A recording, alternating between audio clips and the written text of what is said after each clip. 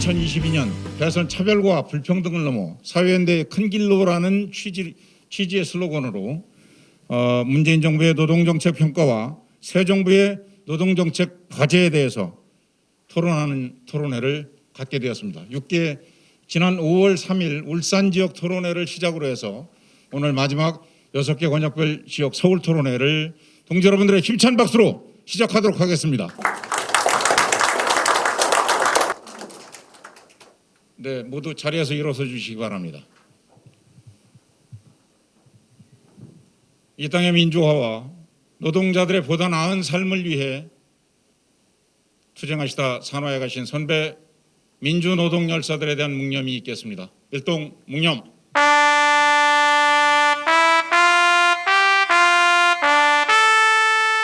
바로 네, 모두 자리에 앉아 주시기 바랍니다.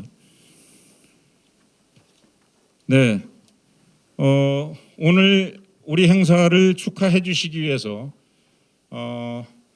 지금 민주당 내부 경선에서 대통령 후보로 출마하고 계신 이재명 경기도지사께서 축사를 보내주셨습니다. 축사는 책자를 참고해 주시기 바랍니다.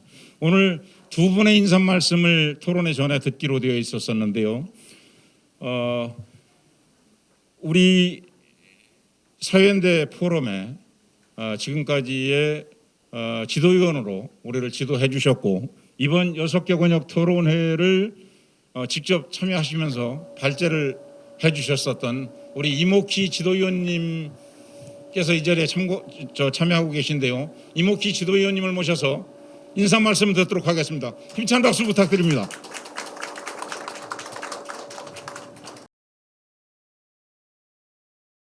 제가 드릴 말씀은 우선 2022년 대선의 현황과 전망 그리고 승리의 방도에 관한 것입니다. 다음으로 노동운동, 시민사회운동이 어떤 방침을 정립하고 실천해 갈 것인가에 관한 것입니다. 메시지의 명확성을 위해서 제가 써온 것을 6, 7분 동안 읽도록 하겠습니다. 2022년 대통령 선거가 10개월 앞으로 다가왔습니다. 민주당은 2개월 후에 후보를 선출할 계획이고 다른 정당들도 그 뒤를 잇게 됩니다. 6월 항쟁 촛불혁명과 같은 비상시기를 제외하면 우리의 일과 삶에 가장 큰 영향을 미치는 것이 대통령 선거입니다. 대한민국의 미래 비전은 국민이 살고 싶은 나라, 후손에게 물려주고 싶은 나라일 것입니다. 좀 더 구체화하면 서민 중산층의 일과 삶이 편안하고 따뜻한 나라, 인권과 민주주의가 꼽히는 나라, 남과 북이 화해 협력하고 평화 속에서 통일로 가는 나라 등일 것입니다. 대통령 선거의 향방이 미래 비전의 실현을 바로 담보하는 것은 아니지만 그 현실화에 매우 중요한 계기이자 토대가 됩니다. 따라서 우리는 대선을 맞아요 올바른 입장을 갖고 헌신적 실천에 나서야 하는 것입니다. 대선의 승부를 결정짓는 구조와 요인을 생각해 봅니다. 다양한 구조와 요인이 작용하겠지만 대별하면 세 가지로 요약할 수 있습니다. 첫째, 미래 비전, 두 번째, 세력 구도, 세 번째, 인물 비교 등입니다. 대선 사이에 치러지는 총선과 지방선거는 현 정권에 대한 심판의 성격이 강합니다. 반면 대선은 미래 비전의 중요성이 크게 부각됩니다. 즉 어느 정당, 정치 세력의 어떤 후보가 당시의 시대 정신을 잘 반영한 정책 비전을 제시하고 효과적으로 홍보하는가입니다. 민주화 이후 지금까지의 대선 과정을 살펴보면 개혁 진보 세력의 후보가 제시하는 미래 비전이 수구 보수 세력 후보의 미래 비전에 비해 대체적으로 상대적 설득력이 다소 혹은 상당히 더 있었다고 생각합니다. 다음 세력 구도를 살펴보겠습니다.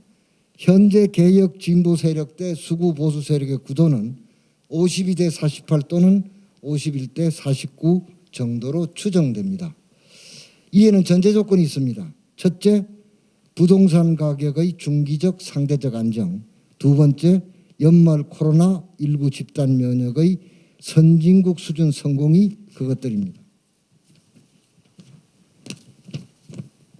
특정 시점의 세력 구도를 완벽하게 분석해내는 것은 어려운 일이지만 개략적으로 추정 설명 가능한 통계와 자료는 존재합니다. 다음 인물 비교를 해보겠습니다. 유수한 정당 정치 세력의 대선 후보가 되고 대통령이 될 수 있는 필요 조건이 있습니다. 그것은 첫째, 일정 기간 축적된, 둘째, 다수 국민에게 주는, 셋째, 좋은 강렬한 이미지입니다. 현재 상황에서 개혁 진보 세력의 예비 후보들은 수구 보수 세력의 예비 후보들에 비해 인물 비교에서 일정 정도 앞서 있다고 판단됩니다. 1997년, 2002년 대선을 복기해 봅니다. 두 대선 모두 세력 구도에서는 매우 크게 불리했습니다. 그 불리함을 미래 비전과 인물 비교에서 상대적 또는 압도적 우위를 점함으로써 돌파하고 승리했습니다. 이제 총체적으로 2022년 대선을 전망해 보겠습니다. 전제 조건이 있기는 합니다만 개혁 진보 세력이, 민주당이 수구 보수 세력보다, 국민의힘보다 다소 유리한 위치에 있다고 할 수 있습니다. 특별한 사단 없이 대선 준비를 잘한다는 토대 위에 민주당이 개혁 진보 세력이 승리로 갈 수 있는 조건들을 종합 서술하겠습니다. 첫째, 올 연말 코로나19 집단 면역의 선진국 수준 성공.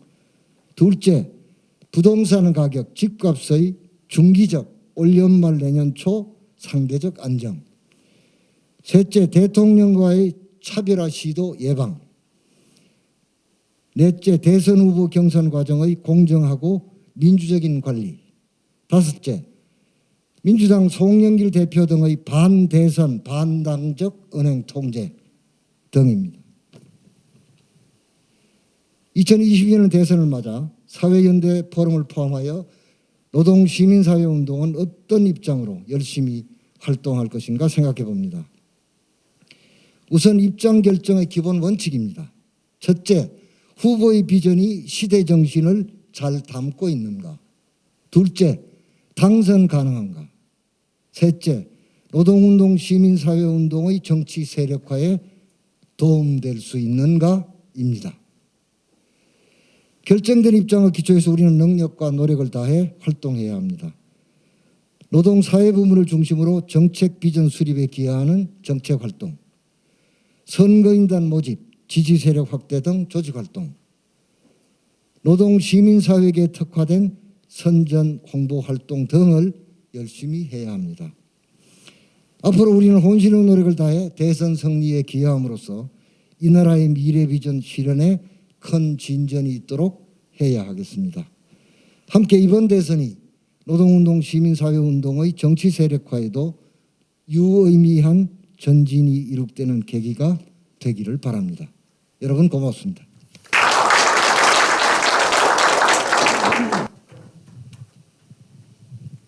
네, 이목희 지도위원님께서는 아까도 말씀드렸습니다만 6개 지역 전체를 방문하셔서 지역의 동지들과 함께 이런 토론회를 오늘 6번째 진행하고 계시다라는 말씀드립니다. 다시 한번 큰 박수 부탁드립니다. 네, 오늘 사실은 참여해서 같이 인사말을 좀 하시기로 했었는데 더불어민주당 정무위원회 간사인 김병욱 의원께서 오늘 참여를 못하고 동영상을 좀 보내오셨습니다. 인사 말씀을 동영상으로 시청하도록 하겠습니다. 사회연대 포럼 회원 여러분 안녕하세요. 네, 저는 국회에서 정무위원회 간사를 맡고 있고 제 지역은 성남시 분당을 출신 국회의원 김병욱입니다. 사회연대 포럼 20대 대선 무엇을 할 것인가 6개 권역 지역 순회 토론회 개최를 매우 축하드립니다. 사회연대 포럼의 이목희, 임성규 지대위원님, 박용화 자문위원님, 그리고 정영건 대표님, 김욱동, 박조수, 장경태, 윤혜모, 임성주 부대표님을 비롯한 이렇게 공론화장을 마련해 주신 사회연대 포럼 실무자분들께도 그리고 오늘 참석해 주신 발제자 여러분께도 고맙다는 말씀 드립니다. 다 아시다시피 우리 대한민국은 가장 빠른 시간 안에 산업화와 민주화를 이룬 세계 유일의 나라입니다. 그 맨 앞줄에는 바로 노동자가 있었습니다. 지금 우리가 일상에서 누리는 행복의 대부분도 노동의 그 토대를 두고 있습니다. 이에 우리 헌법도 노동자가 마땅히 누려야 할 기본적인 권리를 명시해 정당한 노동의 가치를 법으로 인정받아야 한다고 선언했습니다. 노동 존중은 궁극적으로 우리 모두가 꿈꾸는 건강한 대한민국을 맞이하는 토대가 될 것입니다. 저 역시 그동안 노동자들의 땀과 노력이 우리 사회의 성장을 이끌었다고 생각합니다. 각자의 자리에서 최선을 다하고 있는 노동자들의 성실함이 우리 사회의 변화와 발전을 촉진했습니다. 지금 우리가 만들어가려는 나라다운 나라는 노동의 가치가 인정받고 노동자가 마땅히 누려야 할 권리가 보장될 때 실현될 것입니다. 이러한 철학적 공감대를 나눈 더불어민주당과 우리 노동자, 즉 국민들과 함께 정치에 참여할 수 있는 장이 오늘 사회연대 포럼을 통해서 열렸습니다. 코로나19 팬데믹 시대를 맞아 국제경제가 급변하는 가운데 마련된 이번 토론을 통해서 우리 노동자들의 사회연대가 우리 사회의 귀한 바를 재조명하고 해법을 찾는 계기가 되기를 기대합니다. 노동 존중을 기초로 삼은 문재인 정부와 경기도는 노동자를 위한 정책을 착실하게 추진해 오고 있습니다. 정의롭고 공정한 대한민국은 노동 존중의 뜻을 본 우리들의 연대로부터 시작됩니다. 앞으로도 노동의 가치가 중심이 되는 사회, 노동자가 행복한 사회를 만들 수 있도록 저도 국회에서 입법부 역할에 최선을 다하겠습니다. 오늘 토론의 대주제인 사회연대 포럼 20대 대선 무엇을 할 것인가에 대한 답을 이 자리에 모이신 여러 전문가 분들께서 말씀해 주시고 그 대답이 의미 있는 결과를 만들어내기를 기대합니다. 다시 한번 사회연대 포럼 관계자 여러분과 참석해 주신 내빈 여러분께 감사드립니다. 사회연대 포럼 화이팅! 네, 김병욱 국회의원이 엄청 바쁘긴 바쁜 모양입니다. 오늘 참석하시기로 했었는데 오늘 오지 못해서 급하게 또 동영상을 찍어가지고 아주 급하게 얘기를 하는 모습이었습니다. 하여간 감사드리고요. 일부를 이렇게 조촐하게 사전 행사를 마치고자 합니다. 2부는 우리 사회연대 포럼의 정용건 대표의 사회로 이병훈 중앙대 교수님의 발제, 그리고 박서군 진보연대 상임 대표님, 그리고 우리 윤혜모 사회연대 포럼 부대표, 그리고 백인함 미비 학습원장님 이렇게 토론을 이어가도록 하겠습니다. 자, 사회자를 비롯한 발제자와 토론자들을 모시겠습니다.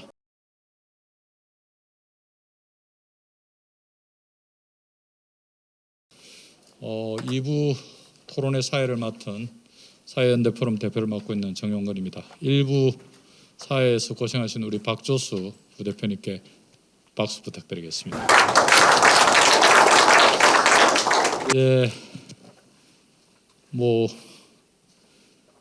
작년 1월 20일 코로나19 첫 번째 환자가 나오고 나서 1년 6개월 정도 시간이 지나서 이제 끝날 것이라는 기대 속에 있었지만 델타 바이러스라는 새로운 변이 바이러스에서 오늘 저녁까지 이렇게 모일 수 있고 내일부터는 이런 모임도 4인 이상 식사도 못하게 되는 그런 국면을 왔습니다. 걱정 많이 했습니다. 서울 토론회를 못하고 끝나는 것이 아닌가 이렇게 했는데 오늘 서울에서 그나마 조촐하게 토론회 할 수 있게 돼서 다행이고, 아마 우리가 이렇게 좀 행운이 있는 것은 우리가 지지하는 후보가 반드시 대통령이 되어서 이 나라를 좀 정의롭게 제대로 살 수 있도록 만들기를 기대해 봅니다.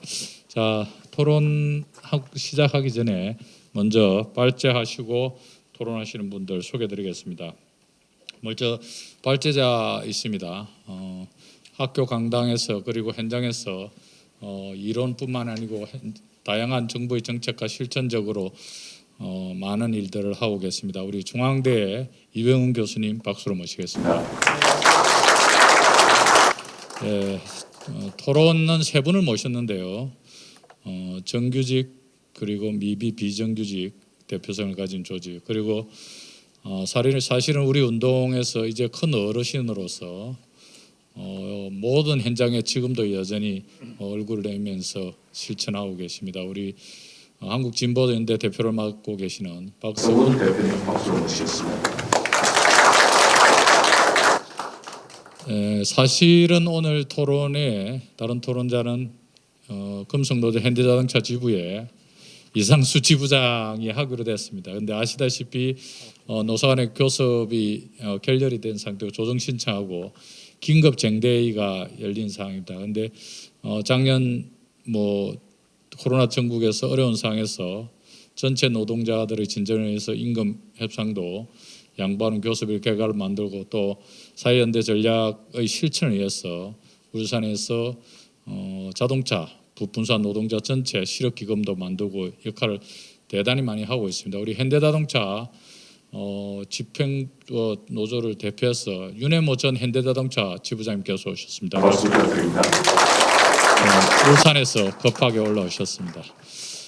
다음은 미비 노동자를 대표해서 그리고 또 우리 호봉제 노동자들의 입장과 요구를 전달하는 것으로 해서 우리 사회연대 포럼의 미비 합섭 원장을 맡고 있는 백인환 동지.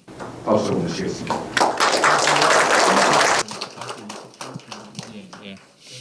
예, 내리고 가운데 그런 보여주셔야 돼요. 예.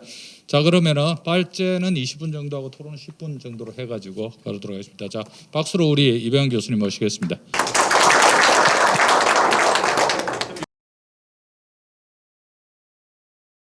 다시 인사드리겠습니다. 중앙대 이병헌이라 합니다.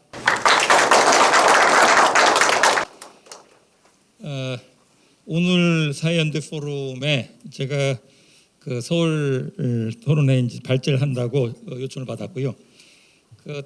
제가 먼저 보내드린 자료에 일부 내용을 좀 수정하다 보니까 그래서 제가 그 자리에선 좀 맞지 않겠다 싶어서 이 자리를 좀 옮겨서 말씀을 드리겠습니다. 20분 발제이기 때문에 그냥 그렇게 요청을 받고 해서 내용도 굉장히 좀 간추려진 길지 않은 그런 내용으로 이제 준비를 해봤습니다. 그리고 내용은 그냥 간추려 말씀을 드린다면 현 정부 정책에 대한 평가 그리고 우리가 지금 대선이라고 하는 큰 장이 열렸다 그러죠. 그래서 대선에 여기 계신 분들도 여러 좀 희망이라든가 여러 좀 바라는 변화를 이제 꿈꾸게 되는 시기인데요. 그런 점에서 앞으로 이번 정부의 정책을 반면 삼아 앞으로 정책을 어떻게 우리가 좀 꾸미거나 아니면 이어 말씀드리겠습니다만 문재인 정부 배경서부터 또 처음에 출발할 때만 하더라도 우리들이 평소에 주장하고 바라고 하는 내용들이 국정과제 아니면 정책의 초반에 시행이 된 데에서 많은 기대를 높여줬고 그리고 일정하게 좀 세상이 좋은 방향으로 바뀐다라고 하는 그런 또 나름대로의 어떤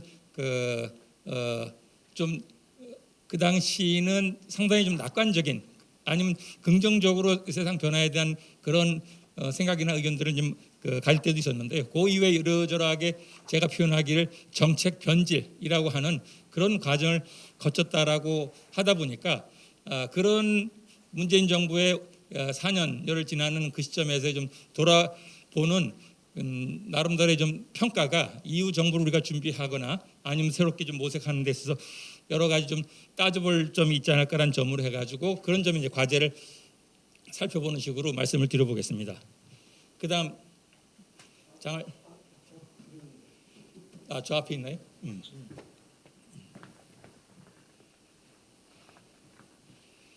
제가 지금 지금 상태가 여기 박석훈 대표님하고 건보 사무 협의회에 좀 들어가서 한 3시간여를 또 상담사 노조 문제 가지고 진입바이도록 얘기하다 보니까 지금 상태가 조금 이렇게 평소보다는 좀 힘이 들어 할 수가 있습니다. 문재인 정부가 이렇게 출발을 했죠. 9년여의 이제 보수 정부 그리고 9년의 이제 보수 정권 속에서의 노동이라는 것이 정말 노동조합 하기에 너무 힘든 그런 험난한 터널이었고 그리고 노동의 여러 가지 조건들이 기업이 우선되거나 또 우리가 주장하는 신자유주의적인 정책이 보다 노골적으로 기업하기 좋은 나라 아니면 비즈니스 프렌들리란 국정으로 내세워지면서 노동이 그만큼 주변이든 아니면 굉장히 좀 혹독하게 좀 고통을 받던 시기였던 것이고요. 그러던 것이 우리가 뭐 의도했던 건 아니지만은 국정비리라는 그런 농단이 백일하에 드러나고 거기에 이제 1,000만, 뭐 1,400만, 500만 되는 촛불 시민들이 그 보수정부 이제 말기를 그렇게 장식하면서 새 정부에 대한 하나의 이제 그 새로운 물꼬를 열었다라고 볼 수가 있을 텐데요. 그런 점에 촛불 시위에 아까 말한 1,400~500만이 모인 대다수는 아마 우리들이 아는 평범한 노동자, 일하는 사람들이 이게 나라냐라고 외치고 이게 나라이길 바라는 그런 세상의 변화를 그렇게 촉구하고 그렇게 이제 새 정부를 이제 열었다라고 볼 수가 있을 겁니다. 그 중에 다수가 바로 여기 사회연대 포럼에 운동하시는 그런 이제 노동하는 분들이 되지 않았을까라는 생각을 하게 되고요. 그러면서 지난 대선은 사실 보수 정부가 저물고 새로운 이제 정부가 등장한다는 것은 어떻게 보면 누구나가 그렇게 기대가 됐던 거고요. 그 촛불에 다수로 참여했던 노동 진영에서는 선거 과정에서도 물론 이전에도 의례적으로 그렇게 관여했습니다만 지난 정부 지난 대선에서는 더욱이 노동이 적극적으로 그 당시 경선 과정이든 특히 대선에서 문재인 후보하고 노동 진영이 바라는 여러 가지 정책적인 의제나 요구들을 이제 정책 연대 협약이라는 형태로 일단 약속을 얻어내고 그것이 이후에 새 정권이 열린다 한다면 그것이 제대로 노동이 바라는 그런 이제 정책이나 또 나라 이끌기를 이제 요구를 하고 그렇게 약속을 얻어내기도 했죠. 그것이 대표적인 노동 정책 연대 협약이라고 해서 그래서 그 노동계 비단 한국노총하고는 아예 이제 총연맹 수준에서 정책 연대 협약을 체결해서 이와 같은 내용으로 문재인 후보가 당시 사인을 약속을 했던 거고 그 외에도 민주노총은 총연맹 수준으로 이와 같은 연대 협약을 체결하지는 않았지만은 그 이를테면 언론노조 그리고 보건노조 그리고 공무원노동조합 등이 각각 산별 수준의 의제를 갖고 협약을 체결했다라고 말씀을 드릴 수 있을 겁니다. 그런 가운데 촛불이라고 하는 어떤 시대적인 하나의 이제 뭐 변혁이라는 표현까지는 과할지 몰라도 개혁의 큰 하나의 공간이 열리게 되고 그렇게 노동 의제에 대해서는 그동안 9년에 말씀드린 것처럼 노동을 억압하고 노동을 후퇴시키고 하는 식의 이제 상황을 우리가 종식시켰던 만큼 새로운 노동의 어떤 전진을 이끌어낼 수 있는 많은 의제가 협약을 통해서나 아니면 촛불의 그런 시민들의 목소리로 문재인 정부가 받아내고자 하는 그런 것들이 이후에 이제 공약을 통해서든 아니면 당선되고 나서는 인수위 없는 그런 국정이 시작되면서 이제 국정기획자문회의라고 하는 그런 5년 문재인 정부의 국정 과제를 만들어내는데 상당히 이제 반영을 하게 되는 식의 진행도 있었다고 판단할 수가 있을 겁니다. 특히 인수위를 대신하는 국정기획자문위원회에는 지금 이제 환경부 장관을 하고 있는 한정희 의원이 이제 고용노동 분과에 이제 장이 되고 그리고 특히 한국노총이 정책연대 협약을 체결했기 때문에 두 사람이 정책본부의 두 사람이 직접 이 위원회에 가세해서 노동정책에 대한 5년 국정과제 밑그림을 이제 잡는데 역할을 하게 되기도 한 것입니다. 그러한 결과가 바로 이제 여기서 예시되어지는 크게는 이제 6개 국정과제 공약으로 정리를 하게 됐더고요.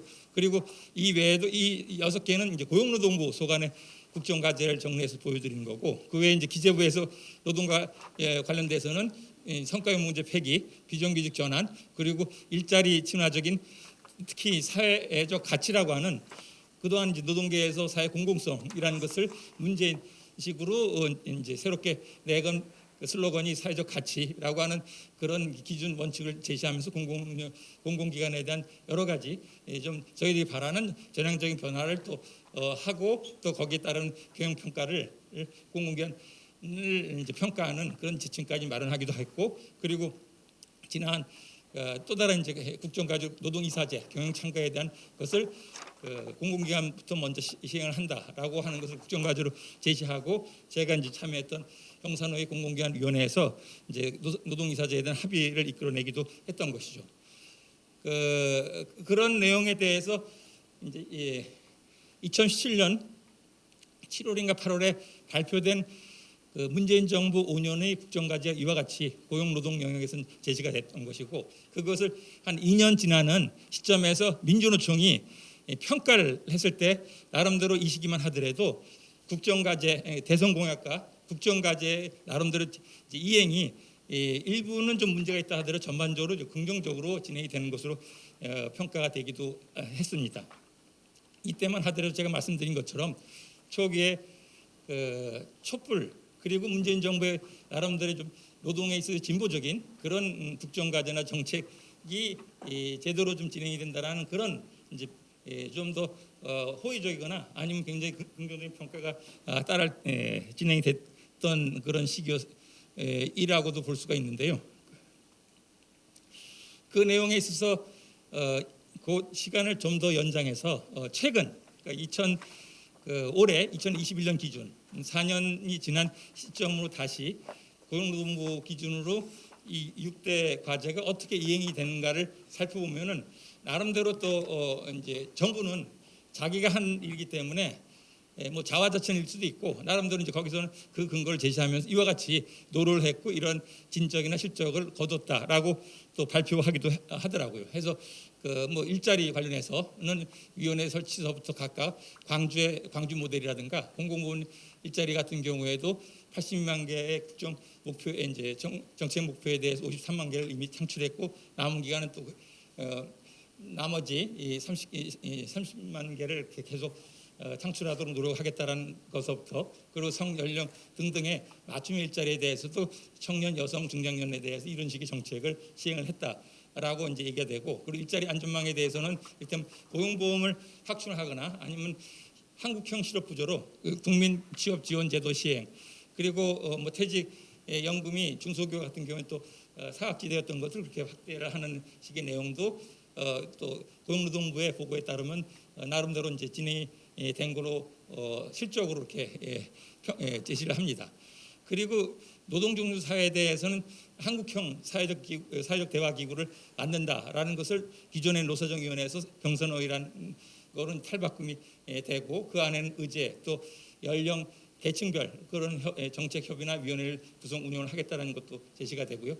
그리고 뭐 계속 논란이 됐습니다만 아이로 협약 기준 관련된 노조법 개정도 그 국정과제를 시행한 걸로 이렇게 되고요. 그리고 차별 없는 일터에 대해서는 일자리 정책에 이제 제시된 정규직 전환, 비정규직에 대한 정규직 전환이 상당히 진척이 됐고 특히 공공부문 같은 경우에는 20만 명 목표로 96%인가 7%의 그런 달성이 됐다는 걸 또 그들의 이제 내세우는 실적으로 제기가 되고요. 그 외에 이제 필수 업무 종사자 법이라든가 또 관련된 취약계층의 보호를 특히 코로나 상황에서 많이 일을 해오고 있다는 얘기를 제시를 하게 되고 그리고 이제 월라별로 얘기되듯이 일생활 균형에 휴식 있는 삶을 노동자들한테 어떻게 제공했는가를 주 52시간 법제화서부터 육아 휴직 등등의 이제 실적으로 정부가 공식적으로 발표한 리포트에서는 이만큼 우리가 일을 열심히 했고 이만큼 성과를 만들어냈다라고 보고를 하게 됩니다. 그런데 요거는 아마 가주신 자료 이후에 제가 좀 하나가 좀 좀 뭔가 비어 있는 것 같아서 한 페이지를 더 이렇게 맞는 겁니다. 이거는 이제 그 자료지는 없는 추가된 건데요.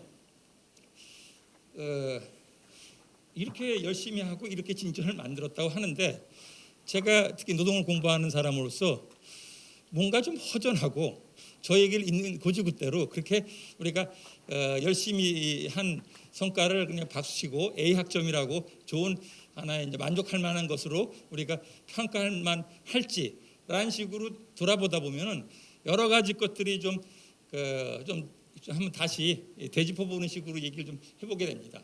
그런 점에서는 제가 이제 이 문재인 정부 노동 정책에 대해서 별도 논문을 쓰면서 소위 정책학이라고 하는 그런 하나의 이제 학술 이론들을 좀 스터디하고 그런 하나의 논의 관점을 갖고 좀 평가를 했던 논문이 있기도 한데요. 그 논의에 따르면은 우리가 이제 그 연구뿐만 아니라 일반적으로 노동 정책이 워낙에 노동과 자본의 하나의 어떤 계급적인 이해 충돌, 다툼이 내재될 수밖에 없는 그런 식의 정책 영역이라고 할 수가 있겠죠. 그러다 보니까 자연히 일정하게 이제 문재인 정부가 과거 9년의 보수 정부랑 성격을 크게 달리하는 정책을 내놓게 되면서는 당연히 양쪽으로부터 좀 한쪽은 거기에 박수치고 더 밀고 가라라고 하는 요구가 나올 거고 노동 입장에서는 반면에 이제 이를테면 자본 기업 경영계 입장에서는 그 정책이 이를테면 여러 가지 시장 경영에 크게 부담을 주거나 아니면 문제가 된다라고 이제 반발을 보이고 또 역시 이제 언론 담론의 입장에서는 진보 보수 간에 또 각축이 벌어지기 마련일 텐데요. 실제 진행된 경과는 여기 계신 분들이 충분히 지난 2017년서부터 보았듯이 최저임금 1만 원 그리고 공공은 비정규직 전환 그리고 주 52시간 아이로 협약 기준까지 하나하나 정책 사안들마다 노사 간의 큰 갈등 이제 그걸 둘러싼 논란이 크게 표출이 되고 힘겨루기가 나타나고 그리고 노동계는 더 밀길 바라고 사용자는 더 그걸 누르거나 아니면 자기들의 어떤 의제 방식으로 이제 욕을 하는 일들이 벌어지면서 제가 표현하기를 이제 사면초가에 그렇게 둘러싸인 문재인 정부의 노동 정책으로 지난 4년이 이렇게 표현될 수가 있지 않을까라는 생각을 해보게 됩니다. 그러면서 경영계나 그리고 보수 언론 그리고 야당 같은 경우에는 초장서부터 촛불 그리고 평창 올림픽에서 이 대통령의 이 지지율이 워낙 고공행진을 하는 가운데 그 약점을 찾은 것이 주로 노동 정책이었어요. 최저임금이 지나치게 올라서 그 때문에 이제 일자리 난 소상공인이라든가 자영업자들이 망하고 여러 가지 경제적이거나 아니면 고용 시장에 여러 문제를 낳는다는 식으로 그런 식으로 이제 공격을 하게 되고 거기에 이제 이를테면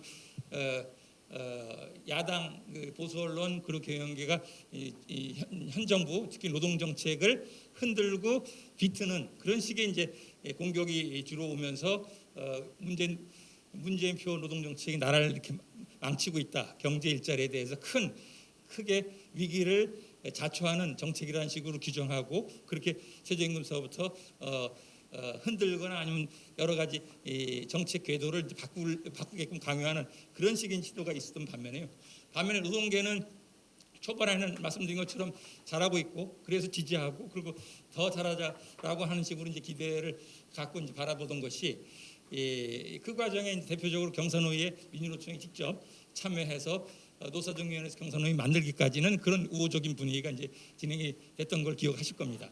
그러다가 뒤에 보시겠지만 정책이 최저임금 등등이 경제 상황, 사실 경제 상황은 2017년 정권이 바뀌기 전서부터 정점을 이루고 이제 내려오기 시작한다는 얘기를 사후적으로 확인하게 되는데 그런 경기 상황도 악화되고 특히 최저임금을 올린 것이 마치 이제 오비락처럼 직접적인 원인을 둘러싸고 서로 간의 분석이 다른데 어쨌거나 그 당시 상황서부터 일자리 여건이 크게 악화되면서 모든 것이 이제 소주성 최저임금 52시간 이런 것들 이제 문제 삼는 경영계 공격에 대해서 정부가 특히 여당이 표를 의식한 여당이 정책을 계속 후퇴하는 식으로 모습을 보이다 보니까 그때부터 이제 노동계는 현 정부 정책이 맛이 갔다.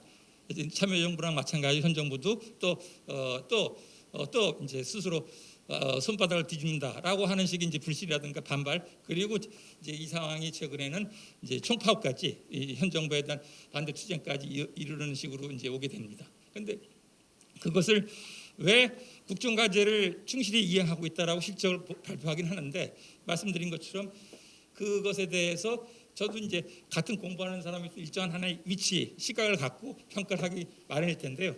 뭐 이를테면 주류경제학이나 신자유주의 같은 경우에는 기업, 시장 입장에서 뭐 여러 가지 문제를 삼겠지만은 제가 말하는 거는 이제 촛불 노동의 관점에서 여러 기대나 어떤 식의 진전이 있길 바라는 점에서는 지금 내세우는 성과를 우리가 그리 좋다라고 박수치고 또 인정을 할 수가 있겠는가라는 생각을 해본다는 얘기입니다. 이 얘기가 바로 이제 갤럽 여론조사라든가 아니면 코시스라고 하는 그런 국가 통계 포털 같은 엎은 건데요. 얘기인즉은 포인트가 이겁니다. 이제 요 시기에서부터 2017년 5월과 8월 시점서부터 정부가 확 정책을 뒤진다는 얘기가 되는 거예요. 그래서 이 시기가 바로 이제 이 취업자라고 하는 요 주황색 표인데요. 요 시기에 보면은 이제 소위 전년 대비 이 일자리 또는 취업자의 증감이 요 2010년 5월 8월 요 시기가 바로 어떻게 보면 지자체 선거인데요.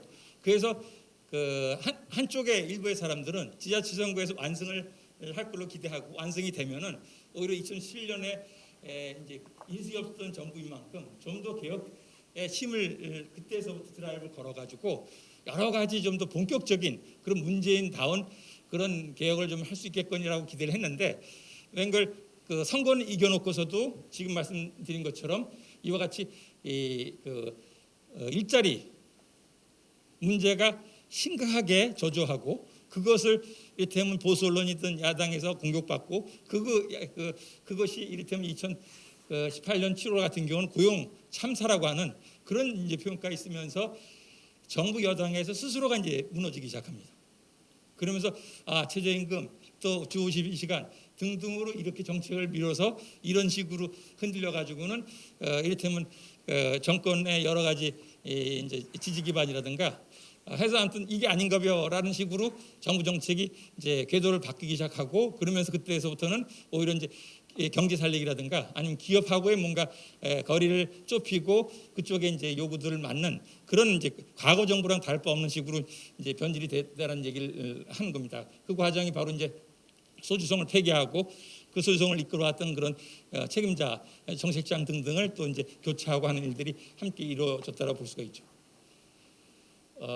그랬을 때 하나의 몇 가지 에피소드로 제가 아까 그렇게 정부 스스로는 잘했다라고 국정과제를 잘했다고 하는데 왜 우리는 그것을 그렇게 고지고대로 듣지 못하는가라는 걸 되짚어 보면 이제 최저임금 대표적으로 1만 원 포기 그리고 노동시간 단축에 대해서 주 5시간 그거를 도입한 건 좋은데 그것에 대해서 여러 가지 아까 말한 상황이 안 좋다는 이유로 해가지고 물타기 그러니까 기간도 연기하거나 아니면 여러 이제 근로시간 탄력 근로제 등 같은 그런 식의 기업의 어떤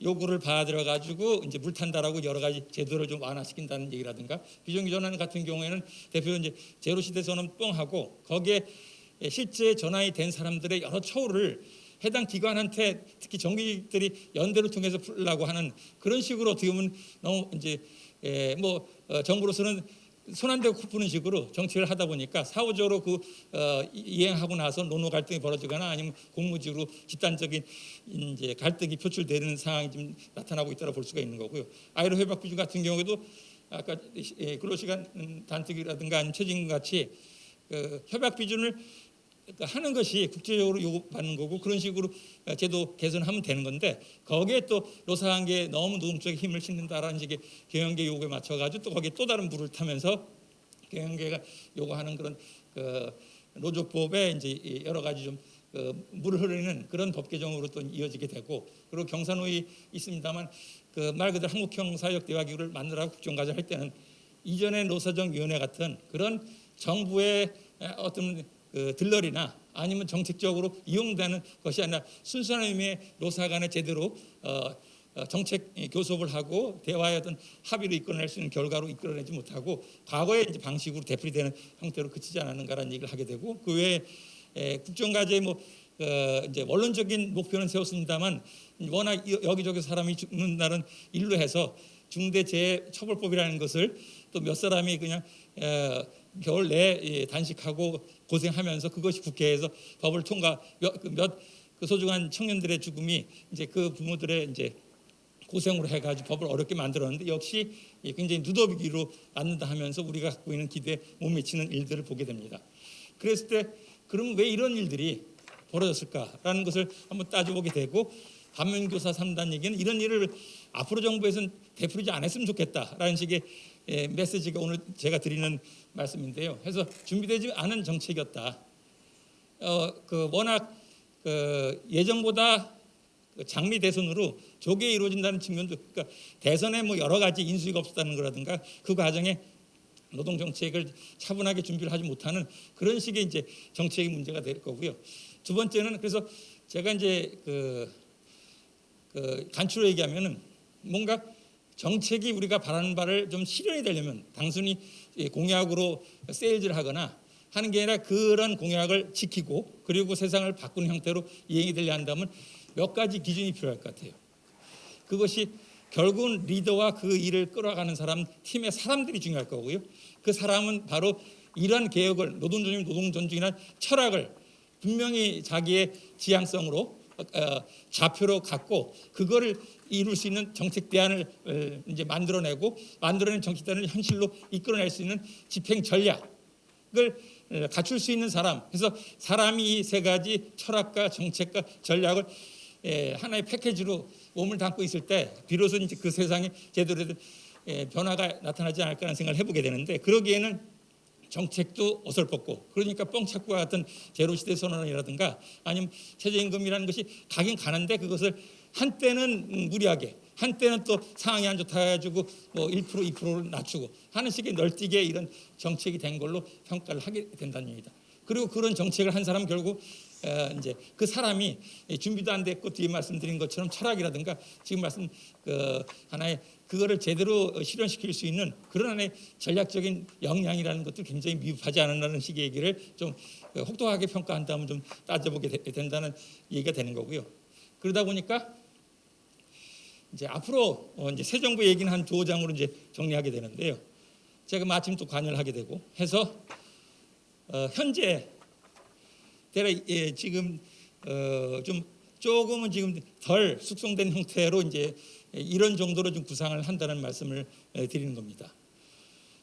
뭐 초기에 노동 존중이란 말을 또 다시 리바이벌 시키는 식으로 새 정부에서도 좀 전면에 내세워야 되지 않느냐라는 얘기도 있었는데, 너무 현 정부도 그렇고 과거에 박원순 시장서부터 계속 존중, 그리고 노동만 존중되는 건지 아니면 노동을 존중하는 것이 등등의 이제 여러 또 그 표현을 두고서도 이제 말들이 있는데, 좀 새롭게 한번 우리 나름대로의 캐치프레이즈나 슬로건을 내세우자 해서 등장시킨 개념이 노동 행복입니다. 모두가 행복하게 일할 수 있는 나라를 만드는 것이 우리 이제 하나의 꿈이자 이번 대선에 걸 수 있는 하나의 노동의 슬로건으로 하고, 또 이런 식으로 대선에서 우리가 승리할 수 있다 한다면 다음 정부가 이룰 수 있는 노동 정책의 기조는 바로 이걸로 잡아야 되지 않을까라는 생각을 좀 해봤던 거고요. 거기에 잡은 항목이 6테마로 이제 구성을 해봅니다. 우선 제가 무엇보다 강조하는 것이 일하면서 다치고 죽는 일은 좀 정말 없는 대한민국 사회가 되지 않을까라는 생각을 하면서 거기 관련된 그 정책 과제를 잡았고, 두 번째는 소득과 먹고 사는 문제에 있어서도 하여튼 우리가 좀 벌이가 충분치 않은 사람들한테는 그 충분치 않은 벌이조차도 그들의 헌법에서 제시하는 대로 그들의 생활을 충분히 떠받쳐줄 수 있는 적정 소득, 그걸 우리가 이제 만든 표현이 노동 행복 소득입니다. 행복하게 사는 소득을, 그래서 그 안에는 구체적인 정책 수단으로 최저임금, 생활임금, 적정임금 등을 어떻게 이제 패키지로 그 내용을 받쳐줄지를 더 구상을 하고 있는데요. 그런 개념이 되는 거고, 두 번째 소득에 관한 격차, 차별의 문제. 그래서 같은 일을 하는데 누구는 이를테면 1억을 받고 누구는 3, 4천을 받는 그런 식의 노동시장 격차라든가 이중구조 양극화라는 것들을 어떻게 좁힐 것인가라는 것도 다음 정부에 꼭 해야 될 그런 과제로 해서 이제 소득과 관련된 노동소득 이제 테마에서는 이제 과제를 저희가 꼽게 되는 거고요. 그리고 세 번째가 노동법이 있는 법이 제대로 적용이 안 되는 그런 사각지대 배제층을 우리가 최소화시키자라는 게 첫 번째 얘기입니다. 그 중에 하나 대표적인 게 이제 5인 미만 사업장의 근기법이 지금 적용 안 됐다는 그 운동을 이미 하고 있지만은 현 정부에서는 거기에 대한 전혀 지금 의지나 수준이 없는 거고, 그걸 차기 정부에는 꼭 해야 된다는 얘기가 하나가 일 거고, 그리고 또 있는 법조차도 이제 5인 이상 사업장인데도 불구하고 근기법 등의 노동법이 제대로 집행이 안 되는 그런 부당노동행위라든가 여러 가지 현장에서의 불법적인 갑질이 이어지고 있는데, 거기에 대해서는 근로감독 행정을 포함해서 노동이 법을 제대로 집행하는 그런 이제 고용노동 행정을 만들어내겠다는 얘기가 되는 거고요. 그 외에 있는 법이 아니라 아직 그들을 보호할 수 없는 이제 법이 부재한 사람들도 많이 늘어나고 있죠. 특고 대표적으로, 그리고 프리랜서 플랫폼, 그리고 사실 이제 최근에 고용 안전망과 더불어서 관심 갖게 되는 그런 이제 자영자까지 해서 모든 일하는 사람들에 대해서 다 하나의 제도적인 보호를 할 수 있는 그런 하나의 이제 입법이 우리가 큰 과제가 아닐까라는 식으로 포함을 시키게 됩니다. 그것이 노동부 사각지 얘기고, 그 네 번째는 노동자 스스로가 이 자본주의 시장 경제에서는 약자일 수밖에 없고, 그들이 그래서 이제 부여되는 것이 결사권, 그리고 단체 교섭과 행동권인데, 그런 것을 우리가 좀 더 진전시켜서 지금 12%밖에 안 되는 그런 노동 조직률을 좀 더 끌어올리고, 또 그들로 포괄이 안 되는 취약 노동에 대해서는 여러 가지 그들의 권익을 대변할 수 있는 식의 장치를 만들고 교섭하고, 또 여러 가지 집단적으로 요구할 수 있는 그런 조건을 마련할 수 있는 식의 논의들을 이렇게 하고 있다는 말씀을 드리고요. 그 다음 사항은 노동안전망이라고 저희가 표현했는데, 사회안전망인지 4대 보험을 보통 얘기를 하죠. 그런데 그 중에서 노동 개념은 이렇습니다. 건강보험하고 국염은 모든 국민이 해당될 수 있는 제도가 되어 있는데, 왜 그 산재보험하고 고용보험은 임금 노동자로 제한되어 있는 것이 맞는가라고 하면서, 아까 모든 일하는 사람의 법을 만들듯이 사회안전망의 노동에 관한 것도 모든 사람들을 포괄하는 식으로 제도 개선이 될 필요가 있고, 거기에 코로나 상황을 겪으면서 상명수당이라든가 아니면 특정 여성 청년들에 대해서 그들의 어떤 자산이나 소득을 일정하게 확보하는 그런 식의 고민들이 노동안전망이라는 테마로 지금 얘기가 되어 있고, 마지막은 일자리. 일자리를 그냥 양이 아니라 좋은 일자리를 더 많이 만드는 식으로 하면서 최근에 진행되고 있는 여러 가지 산업 구조 변동과 함께 그런 좋은 일자리를 찾는, 발굴하고, 그리고 정책적으로 그걸 지켜주고 하는 식의 정책 과제들을 검토한다는 말씀을 드립니다. 이런 과제와 함께 새 정부가 그냥 지금은 그렇게 표현해요. 이제 선거공변은 세일즈 기간이라 그래요. 정책 상품을 판매하고 표를 얻는 식의. 그리고 그 단계가 지나면 이제 어떤 그룹이 집권을 하게 되면 그 당시에는 5년이라고 하는 인수위를 중심으로 5년의 국정 과제를 설계할 때 고용노동을 어떻게 설계할 플랜을 하는 단계고, 그 다음 단계가 되면 그때는 이제 플랜된 것들을 어떻게 또 제대로 현실로 집행을 하고 그 의도하는 식의 정책 효과를 이끌어낼 것인가라고 하는 각 단계마다의 이제 과제들이 정책적으로 달리 부여되고, 거기 주된 역할하는 주체들이 또 새롭게 제시가 될 텐데요. 앞서 말씀드린 사람, 그리고 철학과 정책과 전략이라는 것을 따져보게 된다 한다면, 바로 이렇게 뭔가 갖추어지면서 새 정부에서도 앞서 말씀드린 그런 이제 과제 목표를 또 비전을 이룰 수 있는 그런 이제 조건으로 말씀을 드릴 수가 있지 않을까 싶어요. 첫 번째는 리더죠.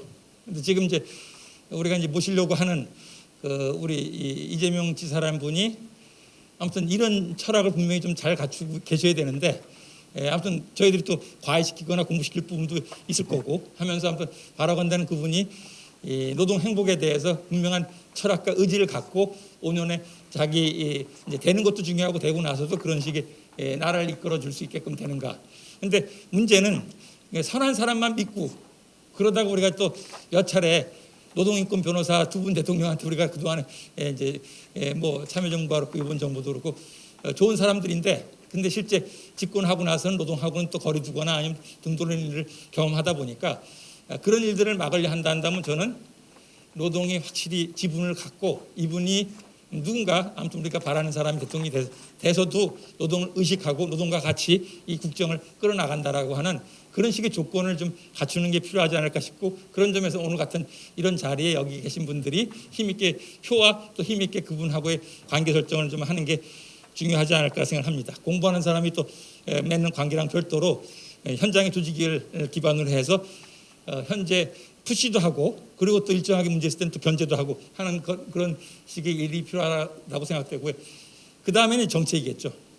그래서 앞서 잠깐 이제 좀 맛배기 비슷하게 좀 말씀을 드렸는데, 그런 부분에 제가 중심이 돼가지고 많은 훌륭한 분들하고 좀 정책을 만들고 있고 해서 이런 내용이 이제 선거 과정에서도 아무튼 검증이 되고, 특히 이제 초반에 잘 돼서 집권이 됐다 한다면 또 인수위라고 하는 부분에 저희들이 바라는 이런 정책이 잘 담겨지고 하기를 그렇게 기대하면서 열심히 하고 있습니다. 그리고 마지막으로는 결국은 사람의 문제라고 생각되는데, 뭐 대통령이 선출이 되는 거고 나머지 대통령이 정말 본인하고 파트너 되기도 하지만은 이런 정말 이제 노동 행복이든 노동 존중이든 이런 정책을 제대로 실현할 수 있는 그런 팀을 보좌하든 아니면 그 자리에 내세우면서 그 사람들이 나름대로 우리가 생각하는 방향으로 일들을 끌어나가야 되는데, 그러기에는 문재인 정부의 가장 아까 인사 문제가 일자리 문제 해결한다 했던 기재부 관료들 뽑는다든가, 아니면 과거에 노동운동했던 몇몇 우리 이모키 선배님서부터 몇몇 사람은 내세우고 나머지는 다 관료로 채우는 식으로 하다 보니까, 근데 거기에 이를테면 대통령 스스로가 내가 노동인권은 누구보다 잘하니까 이렇게 해서 관료의 도움을 받으면 충분하다라고 생각하면서 이렇게 됐는지 몰라도, 이제는 좀 그런 두 번의 경험, 참여정부라든가 문재인 정부를 거치면서는 좀 더 일을 할 뜻과 일할 수 있는 능력 있는 사람들이 말 그대로 새 정부 만드는 과정에도 중요한 역할도 하고, 새 정부가 만들어진다면 거기도 좀 더 중심적인 위치로 들어가서, 그래서 우리가 바라는 정책을 실제 책임질 수 있는 그런 식의 조건이 참 중요하지 않겠는가라는 말씀을 드리게 되기까지 합니다. 20분이 홀 지났죠. 아무튼 말씀드려서 감사합니다. 네, 이병헌 교수님 감사드립니다. 노동행보, 노동자들이 뭐 취업자 기준으로 2,700명 노동 행복을 누리게 하는 그런 캐치프레이를 걸고 있고요. 그러기 위해서는 제대로 된 지도자, 그리고 제대로 된 정책, 그리고 그 일을 수행할 수 있는, 제대로 할 수 있는, 같이 할 수 있는 많은 사람들이 필요하다는 그런 강조를 해주셨습니다. 다시 한번 감사드립니다. 예, 자 이제 토론 이어가도록 하겠습니다. 우리 현장에서, 그리고 뭐 정책과 입장에서도 늘 진보의 입장을 가지면서 고생하시는 우리 박서군 대표님을 첫 번째 토론자로 박수로 모시겠습니다. 예.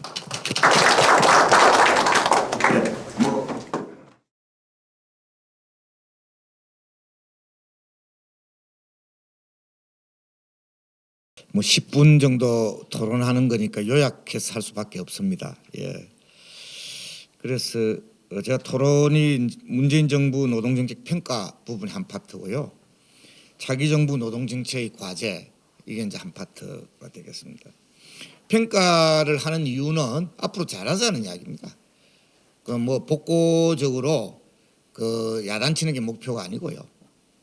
여기서 어떻게 반면 선생, 어떤 이 시사점을 우리가 해서 앞으로 어떻게 그걸 응용해서 하자는 겁니다. 예. 그래서 평가를 한마디로 정리하면 시작은 창대하였으나 이내 허지부지되었다. 예, 이렇게 딱 정리할 수 있습니다. 예. 예. 촛불 대항쟁의 결과 사회 경제적 토대 관련해서 큰 변화가 없습니다. 권력의 교체, 기획 세력의 집권이라는 의미가 있어가지고 그 과정에서 권력 관계에 일정한 변화가 있는. 근데 이 일정한 변화를 우리가 노동에 유리하게 잘 활용하지 못했던, 주체적으로 능동적으로 활용이 안 됐던 그런 과정이다, 이렇게 볼 수 있습니다.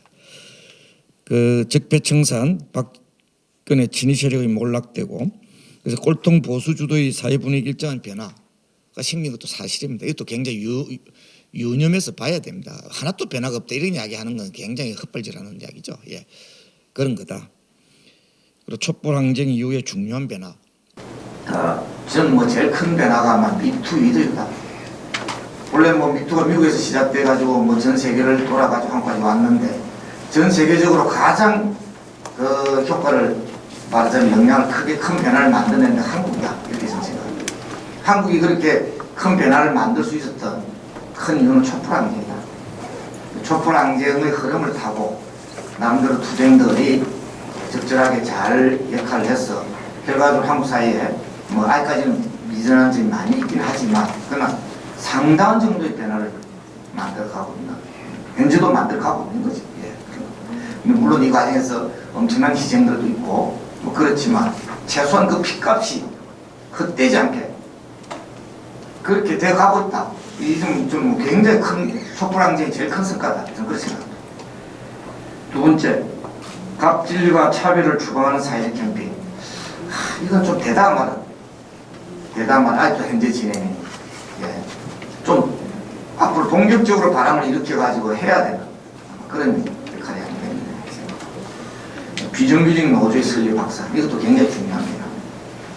민주노총 사장 한 30% 조합은 한 30% 이상이 좀 있으면 역전할 겁니다. 왜냐면 우리서 계속 비정규직이 늘어나고 있는 상황. 현재 민주노총위원장이 비정규직 출신이긴 하지만 그건 아직까지 중립민주노총을 주도하고 있다. 접수할 때까지는 안 되잖아요. 예. 접수하는 상황까지 갈 거다 이렇게 생각합니다. 두 번째 페이지로 넘어갔어요. 이 과정에서 이제 좀 우리가 앞으로의 말하자면 반면 선생을 보기 위해서 내가 굉장히 간단하게 요약했습니다. 한노총은 집권 여당과 정책연합을 한 셈이죠. 집권 여당과 정책연합을 하는 게 결정적인 계기가 된 게 경선 과정에서 상당한 동원력을 과시했습니다. 그리고 선거 과정에서 사실상 집권 세력의 일원으로 등장 또는 편입하게 됐다. 그리고 그러다 보니 어떤 현상이 생겼냐? 제주는 고민 없고 돈은 XX가 챙기는 상황이 된 겁니다. 굉장히 이거는 어폐가 있어가지고 함부로 쓰지는 않았지만 결과적으로는 권력의 이점을 굉장히 잘 활용한 굉장히 노야 그런 아마 조직을 하게 된 거다. 그에 비해서 민노총 범민주노총입니다. 민주노총 조직 행정민주노총이 문제가 여기 계신 분들이 다 포함해서 촛불항쟁의 주력이었으나 권력 의지는 사실상 실종된 권력 의지가 실종되는 불안한 푸는 구호만 내치는 수준이지 권력 의지는 굉장히 현실적인 그게 없는 거예요. 선거 과정에서 권력 의지가 있으면 선거 과정에서 전략적 행보를 해야 되는 거잖아요. 그런데 선거 과정에서 딴짓하다가 나중에 와서 우째 해보겠다는 거 굉장히 허황된 이야기잖아요. 제가 그걸 굉장히 점잖게 표현해가지고 권력 의지는 사실상 실종돼요. 그리고 선거 과정에서 제각각 각기 낀 여섯 번을 다 놔버린 거예요. 실제로. 그렇더라고요. 내가 냉정한 평가를 하고 있는 겁니다. 그러고 나서 이제 이른바 촛불 정부를 자임하는 문재인 정부가 출범했는데 촛불 항쟁의 성과를 놓친 거예요. 유실시켜버린 거예요. 제일 처음에 유실한 게 뭐냐? 초기에 노동부문의 적폐청산 흐름 형성에 실패한 겁니다. 저는 이게 제일 배 아픈 거예요. 그 초기에 한상균 위원장 석방과 정교조 법의 노조와 취소 이거는 뭐 법 개정할 필요도 없고 그냥 대통령이 하면 하는 거예요. 정부 바뀌는데 여기 집중해가지고 해야 되는데 어찌된 판인지 이걸 다 놓친 거예요. 저 왜 그랬는지 내 여기 너무 공개적인 석사니까 이야기 안 할게요. 근데 실제로는 이걸 놓친 게 여러 가지 입체적인 작업들이 있습니다. 권력 내부에도 그런 작업이 있고요. 우리 민주노동 진영에서도 그런 흐름이 있고요. 뭐 복합적으로 작용해서 결과적으로 그래 된 거. 이 전략적인 가장 큰 패착이었다. 여기서 분위기를 반전시키면서 이 적폐청산을 기초로 해서 노동개혁으로 쫙 갔었어야 되는데 놓친 겁니다. 그 다음 공공군 비정규직 정규직화. 신 다음날 감동적인 이벤트. 진짜 감동적인 이벤트였죠. 근데 정규직과 기재부 등의 제안으로 해서 무기계약직화, 자회사 정규직화 이런 식으로 가게 된 거죠. 오늘도 사실은 우리 이병 교수하고 3시간 반 동안 실험하다 왔는데 저 기가 막히더라고요. 그런 상황. 이른바 인국공사태. 이거 인국공사태를 한마디로 정리하면 차별적 공정담론이에요. 담론 투쟁에서 실패한 겁니다. 이걸 알아야 돼요. 이걸 알아야 돼요. 공정성 웃자고 하면서 구라 푸는 거에 대해서 현혹돼가지고 노동운동, 민중들이 그게 현혹돼 버린 거예요. 그게 차별적 공정 담론이고 지금 엉터리다. 한계가 있다. 라는 걸 명확하게 담론 투쟁을 했었어야 되는데 담론 투쟁 놓친 거예요. 뭐 그러다 보니까 톨게이트, 비정규직, 코렐 네트워크스, 건복 콜센터 투쟁 각계 전통 계속 하는데 참 힘 빠지는 이런 상황이지요. 하긴 하는데 민간부문의 비정규직 상황은 가지도 못하고 특수고용 노동자, 플랫폼 노동을 확산과 그 대응방안은 지금 현재 제대로 못하고 있는 상황입니다. 또 하나 놓친 게 뭐냐면 최저임금 부분인데요. 최저임금 인상으로 생활임금 보장 16.7%인가 뭐쫙 근데 자영업자들을 앞세워 재계의 반발, 당론 투쟁 실패. 재계의 반발인데 사실은 그 당시에 그 제대로 하려면 영세 자영업자들의 지원책을 동시에 같이 진행을 했었어야 되는데 그걸 놓친 거죠. 그것도 있고 또 하나 당론 투쟁을 실패한 겁니다. 일자리 참사 웃자고 하면서 할 때 그걸 바로 좀 정돈을 할 수 있었을 텐데 우리가 그런 준비가 안 돼 있는 거예요. 정책적인 그런 그 준비도 안 되고 냅독도 안 되고 굉장히 감수성이 담론 투쟁의 감수성이 굉장히 그 약한 거예요. 구만 잘 외치는 그런 사람. 그리고 정책 요구안만 잘 만드는. 정책 요구안 잘 만들면 세상이 바뀌는 줄 알고 있는 그런 그 부분들이 있는 거예요. 네, 그래도 결과적으로 소득주도 성장의 폐기와 최저임금 산입범위 확대로 역주행하는 결국 최저임금 사실상 동결 수준까지 가는 이런 상황이죠. 이런 과정 속에서 사회적 대화 이런 부분들을 보면 과도하게 정치화된 경상은 보니까 경총 등 이 자본과 기업들의 정치 투쟁은 굉장히 고도하게 굉장히 잘해요. 펴가지고 거기에 비해서 노동 쪽은 이 실적 개혁 투쟁에 굉장히 무능하다. 민주노총 불참하고 한국노총 동무대 되면서 그냥 이상꼴로 진 것 같은 몸에 목을 댄 거예요. 그래서 큰 판은 다 놓쳤거든요. 큰 판을 다 놓치다 보면 어떻게 됩니까? 현실의 모순은 계속 존재하고 결국 각계전투를 계속 이어갈 수밖에 없는 상황. 그나마 내가 지금 각계전투 좀 현대를 적어놓은 건데 제가 이런 과정 속에서 제가 얼마나 속이 상했겠어요. 네. 그 김영균의 죽음 그 투쟁해가지고 그 각계전투죠. 또 산업안전보건법 증명기준 하긴 했지만 미흡하죠. 그러나 굉장히 중요한 변화를 만들었어요. 근데 그걸 현실 적용에 있어서는 그걸 어떻게 할 수 없는 거잖아요. 굉장히 중요한 변화가 있었어요. 그렇지만 자꾸만 최대광령만 주장하면서 뭐 모자란 그 법이라도 제대로 지키게 만드는 이런 부분들에 대해서는 제대로 역할들이 안 되고 있는 거예요. 전태일 상법 추진 중대기업처벌법 그거 잘 아시잖아요. 굉장한 변화를 만드는 겁니다. 근데 그걸 갖다 실제로 모자란 부분이 있죠. 근데 거기에 대해서 실질적으로 어떻게 그러면 우리 반컵이 있는데 반컵이라도 된 거다. 이 반컵 어떻게 굳힐 거냐. 이런 거에 대해서는 지금 너무나 손 놓고 있는 상황 아니냐. 누가 다 해야 되는 겁니다. 반컵 굳히고 추가도 굳히다. 투자이랑 한꺼번에 다 되는 게 아니잖아요. 그런 와중에 이제 택배 노동자의 연이은 죽음. 이 경우는 상당히 모범적인 사회적 대화와 사회적 투쟁 전술로 아주 그 모범적인 사례로 굉장히 벤치마킹을 많이 해야 돼요. 이런 생각을 해요. 생활물류서비스 산업발전법. 저도 깜짝 놀라서 이 과정에서 보니까 생활물류서비스 산업법 발전법이 내용에 미흡한 점이 굉장히 많아요. 처음 애초에 본안은 본 그 법안에서는 불륜노동은 사업주 책임이라고 명시하는 초안이 나왔었어요. 근데 그게 너무 반발이 심하니까 법이라도 우선 통과시키자고 해가지고 그 부분은 이후에 사회적 합의로 넘기자라고 된 거예요. 근데 그걸 갖다 노조가 수용을 하더라고요.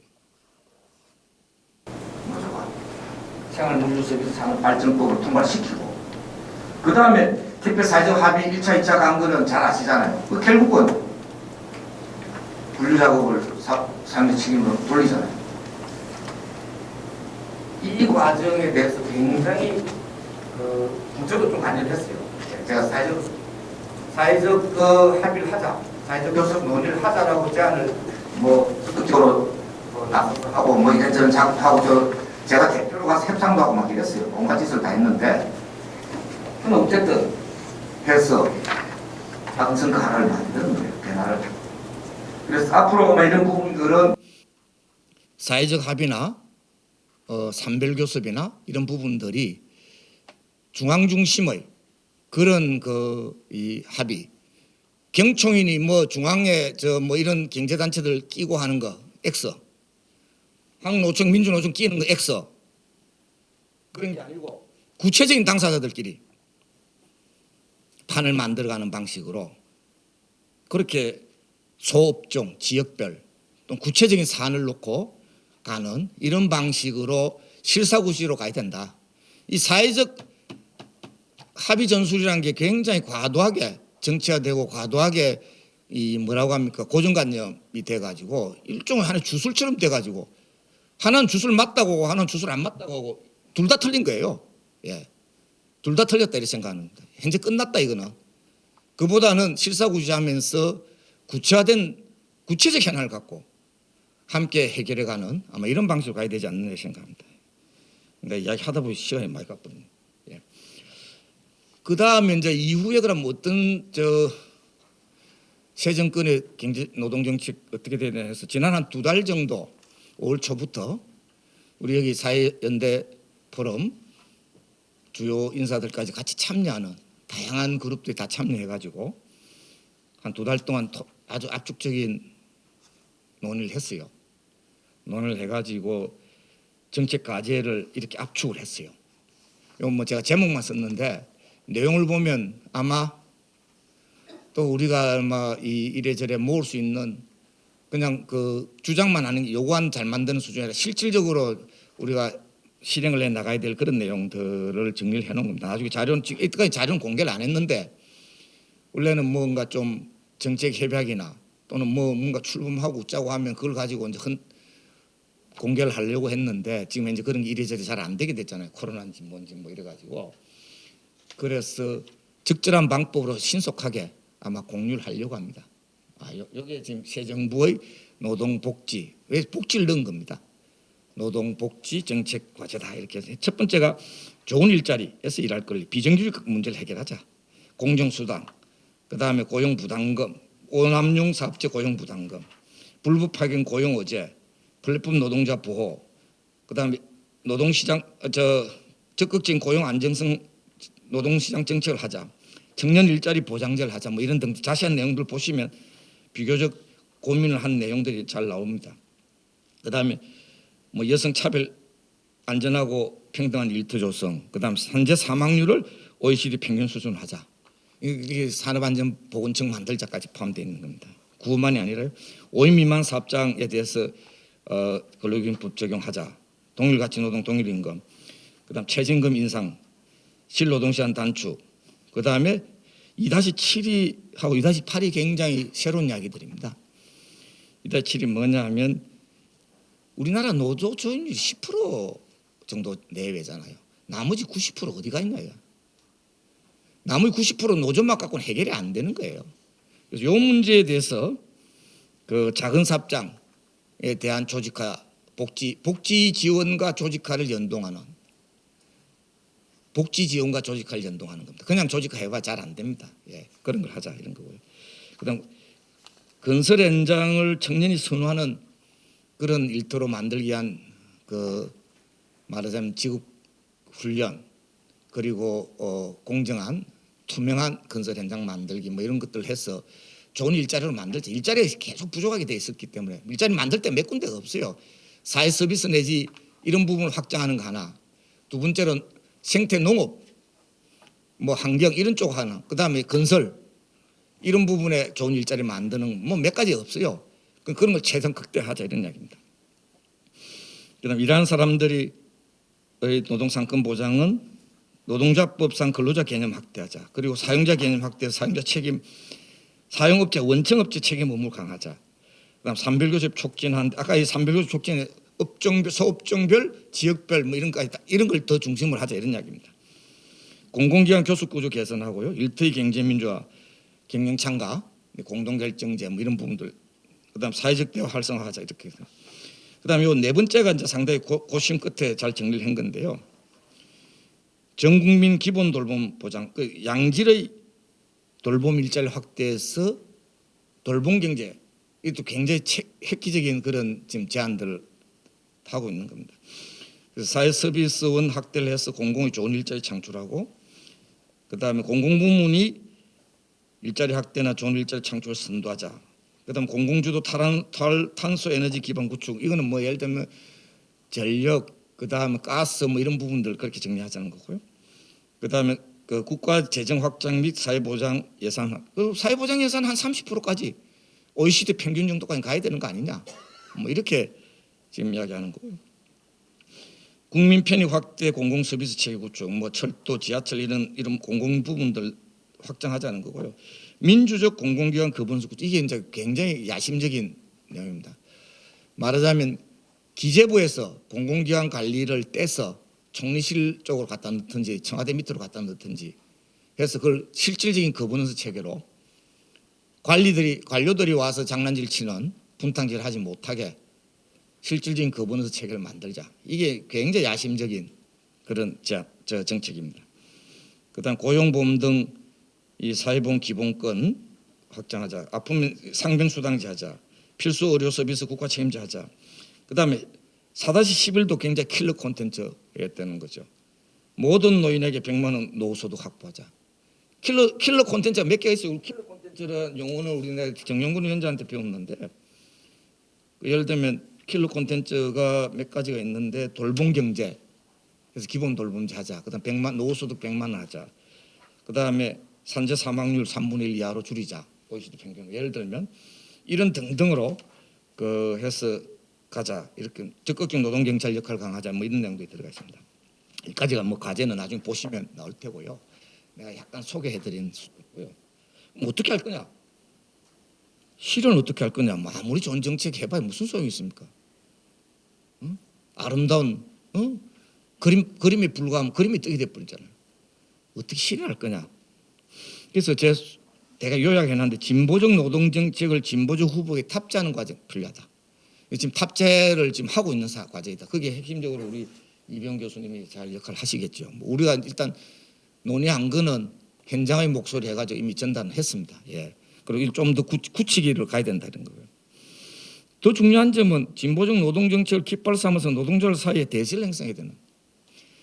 지금 뭐 예를 들면 제일 중요한 게 두 가지 과정이잖아요. 경선 과정에 어떻게 이 굳히기를 하느냐. 두 번째로는 본선에서 어떻게 하느냐인데 본선에 별 표시도 안 나요. 근데 경선 과정에서는 표시가 쫙 나요. 그래서 경선 과정에 확실하게 이 실력 발휘를 해야 된다. 지난번 선거할 때 보니까 항노총은 쫙 하고 그 명단도 나오고 쫙 조직이 되는데 민노총 쪽은 보니까 거의 뭐 추풍낙엽 뭐 각계 파편화돼 가지고 아예 목소리는 큰데 실력은 없는 거예요. 그래 돼서는 안 된다.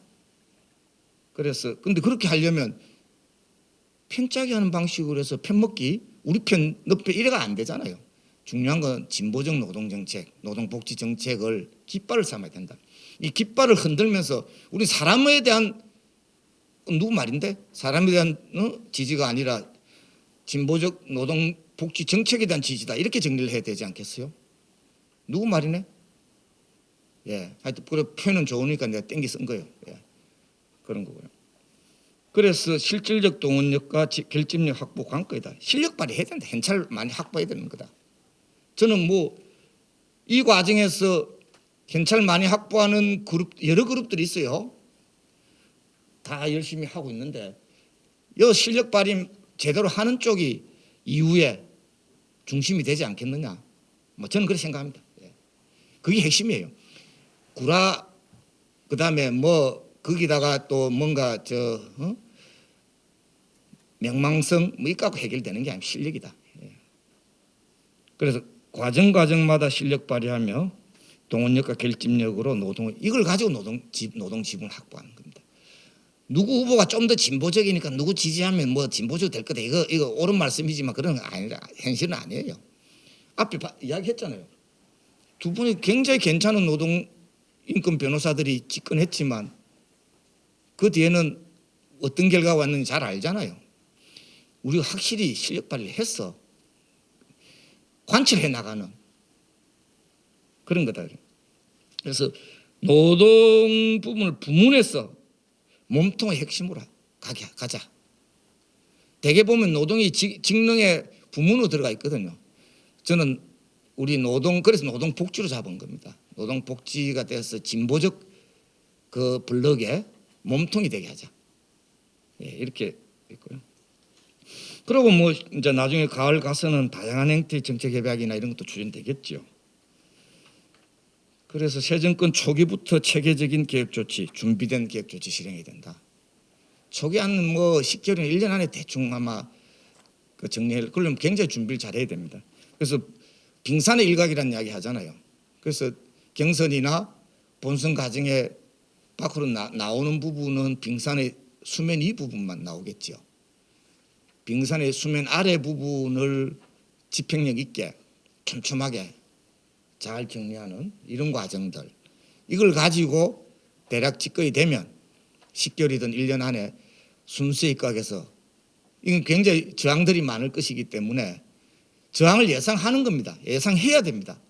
예상되는 길목들 다 예상하면서 그걸 어떻게 돌파할 건지까지도 다 정리를 해야 되는데, 그거 갖고 자꾸만 그것만 요구사항만 높이면서 목소리만 높이는 식으로는 안 되는 겁니다. 지혜롭게 전략 전술에 입각해서 가야 되는 거다. 그래서 수평적 네트워크를 다양하게 형성해서 실사구시의 확장성을 확보하자. 실제로 확장성을 확보하자. 왜냐하면 이 과정에서 저는 뭐 그래서 정책, 우리는 진보적 노동복지 정책에 지지를 보내는 방식으로 모으자. 예. 그래서 풀뿌리 방식으로, 버텀업 방식으로 뭐 그렇게 해서, 저는 뭐 사회연대회 포럼 동지들이 현찰을 많이 만들어 가지고 실력 발휘를 하시면 결과적으로 아마 중심이 되지 않겠느냐, 중심이 될 것을 기대합니다. 그래서 뭐 제가 오늘 같은 날도 나온 겁니다. 예, 이사입니다. 예, 뭐 건강보험 때문에 3시간 하시고도 두 분 체력 대단하십니다. 자, 우리 박수근 대표님이 뭐 지난 4년 가만히 생각하니까 뭐 투쟁은 박 대표님만 하신 것 같은데, 아니 이거 뭘 하시는 게 아니고 김용균 열사 돌아가시고 나서 중대재해기업처벌법 만드는 과정에서 늘 중심에 섰고요. 또 배달 노동자들의 죽음, 그것을 플랫폼 노동자 전체의 권익과 생존권을 보장하는 사회적 합의를 만들어내는 과정에서도 중심에 계셨습니다. 사회적 합의와 관련된 뭐 여러 가지 좋은 말씀이지만, 사회적 합의와 관련해서 어디에서 했는가, 결국 사회적 합의가 뭐 저하고도 약간 토론하면서 했지만 결국 사회적 합의를 중재시키는 사람의 권력이 되게 중요하다. 그래서 뭐 서구 사회의 사회적 합의에는 대통령이나 총리가 최고 권력자가 중심에 섰기 때문에 가능했고, 뭐 이번 사회적 합의는 국회라는 권력, 의회 권력이 잘못하면 법을 바꿔서 배달 기업들한테 불이익을 줄 수 있다는 이런 판단 속에서 합의할 수밖에 없었다. 그 사회적 합의가 아까 이야기한 대로 경총 놓고 뭐 노총 놓고 이렇게 해가지고 합의했으면 합의는 불가능했다. 그런 측면에서 대단히 중요하게 지켜봐야 될 것 같습니다. 조금 더 나중에 플로아의 사람들 의견 듣도록 하겠습니다. 이어가겠습니다. 울산에서 정말 이 만사의 일정을 지키고 오신 우리 현대자동차 전 지부장이신 윤혜모 동지 박수로 모시겠습니다.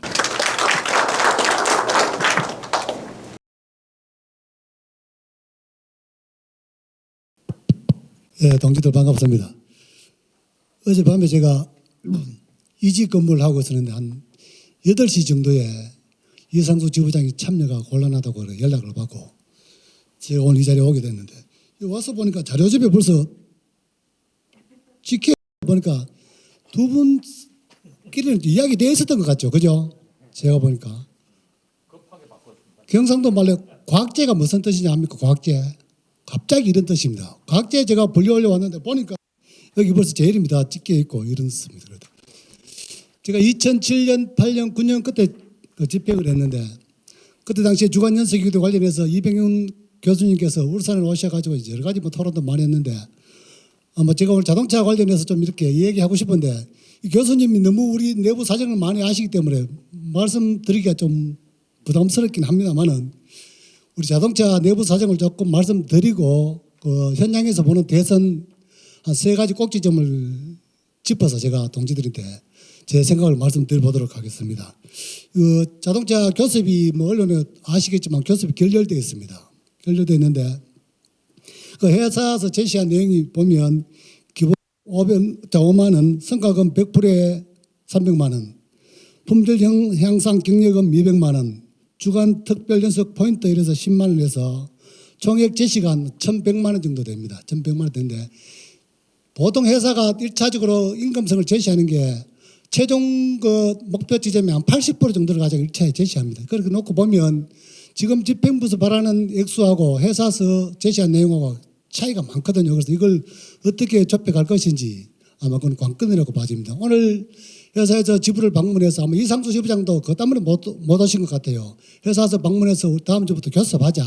지금 지부 집행부에서는 화요일 날 정대를 열어서 수술을 받겠다. 저희들 뭐 몇석님 보시겠지만 83.2%로 정행위를 가결시켜 놨거든요. 그래서 다음 주 화요일 날 1차 정대위 회의를 합니다. 회의를 하면 이후에 파업 수순을 정하겠죠. 정하는데 그래서 회사는 다음 주 화요일부터 교섭을 하자. 안 된다. 정대위 회의하고 수요일부터 교섭하자. 뭐 이런 쪽으로 노사간에 밀당을 하고 있는 것 같습니다. 아무튼 교섭이 이루어질 것 같은데 저희들이 그 교섭하고 잠정합의하고 뭐 이렇게 정행위 찬반 투표 이런 일정을 보면 다음 주 주말이나 그 다음 주 초에 노사간에 합의를 하지 않으면 학위 휴가 전에 타결이 거의 불가능합니다. 그래서 아마 다음 주 교섭이 이번 그 교섭의 분기점이 아닌가 그렇게 좀 봐집니다. 그래서 뭐 이게 우리 노사가 사실 많이 힘들어하고 있습니다. 힘들어하고 있고 작년에 사실 정치권 다양한 뭐 방향에서 임금 동결을 요구했습니다. 요구했는데 아마 이상수 지부장도 임금 동결 해주고 난 이후에 정말 비판을 많이 받았습니다. 그래놓고 그 정의선 또 회장은 자기 연봉은 한 4억 정도 올렸거든요. 대통령도 올라가고 대한민국에 저는 현대자동차만 임금 동결하면 다 되는 줄 알았어요. 그게 아니더라고요. 보니까 다른 사람 다 올라가고 현대자동차만 동결됐더라고요. 그래서 참 이런 문제들을 어떻게 풀어갈 것인가 이런 고민도 있는 거고 저희들이 뭐 이병현 교수님도 잘 아시겠지만 한 6년 동안 임금이 거의 제자리 수준입니다. 도로 하얀 곡선을 그리고 있거든요. 이런 말씀 드리기 좀 뭐하지만 제가 34년 차인데 5분 달에 월급이 제가 물론 10% 삭감하고 있습니다만 220만 원입니다. 220만 원. 현대자동차에 성과금을 받고 특권 수당을 받지 않으면 정말 뭐 임금이라고 말씀드리기가 좀 부끄럽습니다. 사실 50대 그 연봉 뭡니까 그 순위도 50대 안에도 못 들어갑니다. 자 임금 수준이. 그걸 가지고 자꾸 뭐 재벌 노조니 뭐 기적 노조니 자꾸 뭐 연봉 고소득자 이런 이야기 하니까 저희들 듣기가 상당히 좀 불편한 그런 과정이 있고요. 그래서 아무튼 저희들이 처해 있는 상황이 그렇다. 그래서 좀 관심을 가져주시고 우리 그 콤베앗하는 사람 심정을 조금은 헤아려 주십사 하는 그런 말씀 드리겠습니다. 그리고 저는 문재인 정부 뭐 노동정책 이렇게 아까 우리 박 선배님하고 이렇게 말씀하셨는데 저는 뭐 평가 별로 하고 싶지 않습니다. 그렇게 어젯밤에 갑자기 이렇게 연락받고 제가 이렇게 뭐 이 자료 준비한다고 하니까 우리 집사람 옆에서 보더만은 어디 가는가 묻더라고요. 그래서 서울 간다니까 뭐 서울 가도 좋은데 코로나 데리고 오지 말라고 심신당부를 하더라고요. 그래서 제가 뭐 그럴 시간도 여도 없었고요. 뭐 문재인 정부 평가하면 각기도 같은 뭐 정부다. 뭐 된 것 같기도 하고 안 된 것 같기도 하고 뭐 말은 많이 해놨는데 뭐 된 게 별로 없는 것 같아요. 그래서 저는 별로 평가는 하고 싶지 않다. 그래서 뭐 저희들이 처음에 그 문재인 정부를 지지했던 그런 기대감이 많이 상실된 거 아닌가. 그리고 저는 박근혜 이명박 정부를 거치면서 대로 가다가는 정말 이 땅의 민주노조가 사라지겠다. 극도로 조직화된 노동조합 아닌 거는 노동조합 하기도 정말 힘들 것 같다. 다음에 보수 정부가 한 더 들어서면. 그래서 저는 뭐 그때 당시에 기울어진 운동이야기는 하나 그래도 제가 뭐 힘을 보태야 되겠다 생각해서 전국을 다니면서 선거운동을 해서 문재인 정부를 당선시켰는데 해놓고 보니 제가 뭐 가졌던 기대만큼은 아닌 것 같다. 뭐 박 선배님 아까 말씀 잘 하셨는데 그런 내용을 포함해서 앞으로 다음 뽑히는 정부에서는 우리의 우려들을 우리의 고민들을 많이 해서 좀 해주시면 고맙겠다는 그런 말씀 드립니다. 그래서 현장에서 보는 대선 제가 간단하게 좀 말씀드려보겠습니다. 지난 한 30년 동안 노동자 정치 세력화, 뭐 진보 세력 이렇게 해서 현장에서 정말 열심히 활동했습니다. 활동하고 제가 울산 북구 같은 경우 뭐 국회의원 한 사람 당선시키니까 정말 그때는 국회의원만 당선시키면 우리 현안 문제들이 다 풀릴 줄 알았어요. 정말 기대도 많이 했고 했는데 한 사람 당선시키고 나니까 좀 쉬니까 한 뭐 국회의원 적어도 10명은 돼야 된대요. 그래서 10명은 돼야 그렇다면 힘이 좀 실리가 뭐 제대로 뭐 정치 세력화 할 수 있다. 그래서 그런 이야기를 그런갑다 싶어 또 뭐 열심히 했습니다. 열심히 대주고 몸 대주고 표 대주고 그래서 뭐 좀 해놓으니까 나중에는 교섭단체 안 되면 뭐 국회 들어가도 별 할 힘이 없다. 저는 그것도 왜 보면 맞는 말 같긴 한데 저희들이 가졌던 기대감하고는 너무 차이가 난다. 제가 왜 이런 말씀 드리냐면 사회연대 포럼 그 활동하면서 제가 한 몇 년 동안 서울을 다녀보니까 뭐 보건 의료든 공공운수든 이런 그 산별 노조들이 아마 상임위 소속 이런 국회의원들하고 대단히 이렇게 친밀하게 소통하고 때에 따라서는 현안 문제를 공유하고 같이 문제를 풀어가고 이러는데 제가 속해 있는 금속만 유독 제가 볼 때 그런 게 부족해요. 뭐 이용할 줄도 모르고 국회의원 뽑아주면 거기를 끝입니다. 국회는 언제 우리 지부에 와서 이런 현안 문제 같이 공유하고 이거 풀어주기 위해서 내가 맞서보겠다. 제가 그런 거 본 적도 없고요. 그렇게 했다는 사람도 못 봤습니다. 못 봤어요. 저는 우리 유독 금속만 맨 땅에 해당하고 있다. 그래서 이런 걸 해소하기 위해서라도 제가 볼 때는 국회의원 가지고는 안 되겠다. 지금 우리 자동차 우리 교섭이 왜 대통령 선거에 영향을 미치냐면 제가 말씀드려보면 적어도 국회의원 이런 사람들을 앞장서가지고 우리 현안 문제를 풀기에는 우리 파이가 너무 크고 또 우리가 차지하는 비중이 너무 크다 보니까 국회의원 한 번 이렇게 다 우리 문제를 풀어줄 수 없을 것 같아요. 저는 언제까지 노동조합이 임단협 해가지고 자꾸 이렇게 노동조합이 끌어갈 것인가 저는 이런 데 대한 회의가 있습니다. 지금 우리 이상수 집행부도 사회연대 전략으로 여러 가지 뭐 실업기금도 뭐 하고 이렇게 해서 이번 그 임단협 속에서 문제를 같이 갖고 가고 있는데 그런 문제를 포함해서 사회적 연대 전략을 쓰고 있는데 아마 이 현대자동차 집행부나 울산시에서만 하기는 대단히 부족할 거다. 그래서 적어도 이런 국회를 뛰어넘는 이날의 대통령 집행권자가 최고 권력자가 이렇게 한국노총, 민주노총 이렇게 해서 다들 이렇게 아울러서 좀 사회연대 전략을 구사할 때만이 이게 제대로 힘을 발휘할 수 있고 빛을 발휘할 수 있다. 저는 그런 측면에서 이 대통령 선거가 가지는 이유가 대단히 중요하다 이런 생각을 갖습니다. 그래서 뭐 저희들 임단협 문제도 포함되겠지만 민주노총이든 한국노총이든 이렇게 사회연대 전략으로 이 대선을 바라보고 우리가 지지하는 후보가 당선돼서 같이 소통하고 문제를 풀 수 있는 그런 장이 열려야 된다. 저는 그런 생각을 갖습니다. 그래서 아마 이번 대선이 저희들이 미치는 영향이 대단히 클 것이다. 저는 그렇게 보고 있습니다. 그래서 적어도 우리가 지금까지 34년 동안 임단협만 가지고 노사간에 정치되었던 그런 걸 좀 벗어나서 정말 사회 연대 전략으로서의 노동조합이 새롭게 다가설 수 있는 계기가 이번 대선이 아닌가 저는 그렇게 봐집니다. 그리고 현장에서 보는 그 대선 후보 저는 어차피 제가 누구를 지지하겠다 공개 선언을 했기 때문에 제가 뭐 따로 말씀드리지 않겠습니다만 우리 조합원들이 아마 저한테 와서 아니면 또 이렇게 사담으로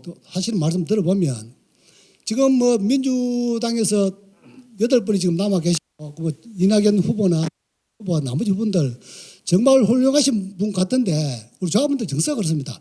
저분들은 왠지 그 지금 문재인 대통령하고 이미지가 좀 비슷하다. 좀 문재인 대통령은 사람을 정말 성실하고 착실한데 뭔가 결단력이 좀 이래 뭐 카리스마가 좀 부족한 것 같다. 그런 얘기를 많이 하시거든요. 그래서 우리 조합원들은 그동안 이재명 지사가 이렇게 뭐 사이다 발언 이렇게 뭐 시원한 그 발언에 대해서 대단히 속 시원해하고 정말 저 사람 한번 믿어서 볼 수 있겠네 그런 기대감을 많이 갖고 있는 게 또한 사실입니다. 그래서 우리 울산 특히 영남권 울산 이쪽 정선만 놓고 보면 그 다른 후보 이야기 꺼내기가 사실은 현장에서 쉽지 않습니다. 그래서 뭐 저는 뭐 어차피 제가 살아온 길이나 아니면 이재명 후보가 이렇게 그동안 뭐 청년 시절부터 이렇게 저 자리까지 오게 된 과정을 이렇게 보고 저번에야말로 내가 한번 믿어볼 수 있겠다 이런 생각을 갖고 지금 그 뭐 선거인단 모집부터 시작해서 활동하고 있는데 현장 정서나 현장 조합원들의 어떤 생각과 제 생각이 크게 차이는 없는 것 같습니다. 그래서 오히려 선거인단 모집해 보면 지난 문재인 대통령보다 오히려 더 잘 되고 있습니다. 현장에서는. 도와줄게 이런 분들이 상당히 많거든요. 그래서 저는 아마 대단히 좀 이래 좋은 결과가 있을 거다 그런 생각을 갖고 있습니다. 그럼 그 반면에 제가 이재명 후보를 지지해서 이분이 결선 가서 뭐 대통령 됐다. 이럴 때 우려되는 지점이 좀 있습니다. 그걸 제가 말씀드려보겠습니다. 이재명 후보가 늘 하는 얘기 공정 이야기입니다. 공정 이야기고 그 제가 말씀 속에 들어보면 중소사업장이나 영세사업장 이런 데 대한 애정이나 고민들은 대단히 많이 갖고 계시는 것 같은데 언뜻 이래 말씀하시는 거 보면 대기업 노조나 이렇게 이런 데 대해서는 조금 부정적인 시각 아니면 좀 안 좋은 쪽으로 보는 그런 느낌을 많이 받았거든요. 이 대통령이 되셔가지고 이런 데 대해서 이렇게 편애하거나 대기업 노조를 무시하는 이런 형태가 일어날까 싶어 대단히 좀 조심스럽게 내하고는 없습니다 사실은. 저는 뭐 올 연말에 되기 때문에 대통령 선거는 내년 봄에 하잖아요. 뭐 상관없는데 그것도 제가 이거 현자 출신이기 때문에 이런 우려가 대단히 좀 되는 지점이 있다. 그래서 물론 뭐 옛날에 그 홍준표, 김무성, 기종노조 이렇게 해서 쟤들 참 제가 기적 같아 보입니까? 그렇지는 않죠. 뭐 시커먼 촌놈인데 이거 뭐 그래가 참 욕도 많이 듣습니다. 아까 제가 말씀드렸는데 저희들 임금 개개별 임금 놓고 보면 결코 있잖아요. 50대 기업 안에도 못 들어가더라고요 보니까. 그걸 가지고 우리 보고 뭐 그렇게 워낙 규모가 크고 사이즈 파급력이 있다 보니까 그런 욕을 먹고 있는데 사실 그 속해 있는 저로서는 대단히 볼멘 소리가 많다 그런 생각을 갖습니다. 그래서 저는 이 지사님이 혹시 뭐 대통령이 되시면 제가 서두에 말씀드렸다시피 너무 이렇게 한쪽을 몰아붙이는 것보다는 대화 타협을 통해서 사회적 합의를 이끌어가는 게 정말 필요합니다. 그래서 이 노동조합이든 아니면 이 정부든 이 나라가 살기 위해서는 사회적 합의를 통해서 뭐 문제를 풀어가지 않고 일방적인 노사관계 또 뭐 노정관계 이런 것들 대단히 힘들 것이다. 노사정 같이 머리를 맞대고 사회적 합의를 통해서 우리 노동 문제든 국민이 안고 있는 문제든 이런 문제를 같이 풀어갈 수 있는 그런 성숙한 대통령 장이 열리기를 바랍니다. 고맙습니다. 예, 기종노조처럼 안 생긴 안타깝습니다. 예, 이어가겠습니다. 비자들의 그 고민과 관련해서 우리 백인남 동지가 토론해 주십니다. 박수로 모시겠습니다.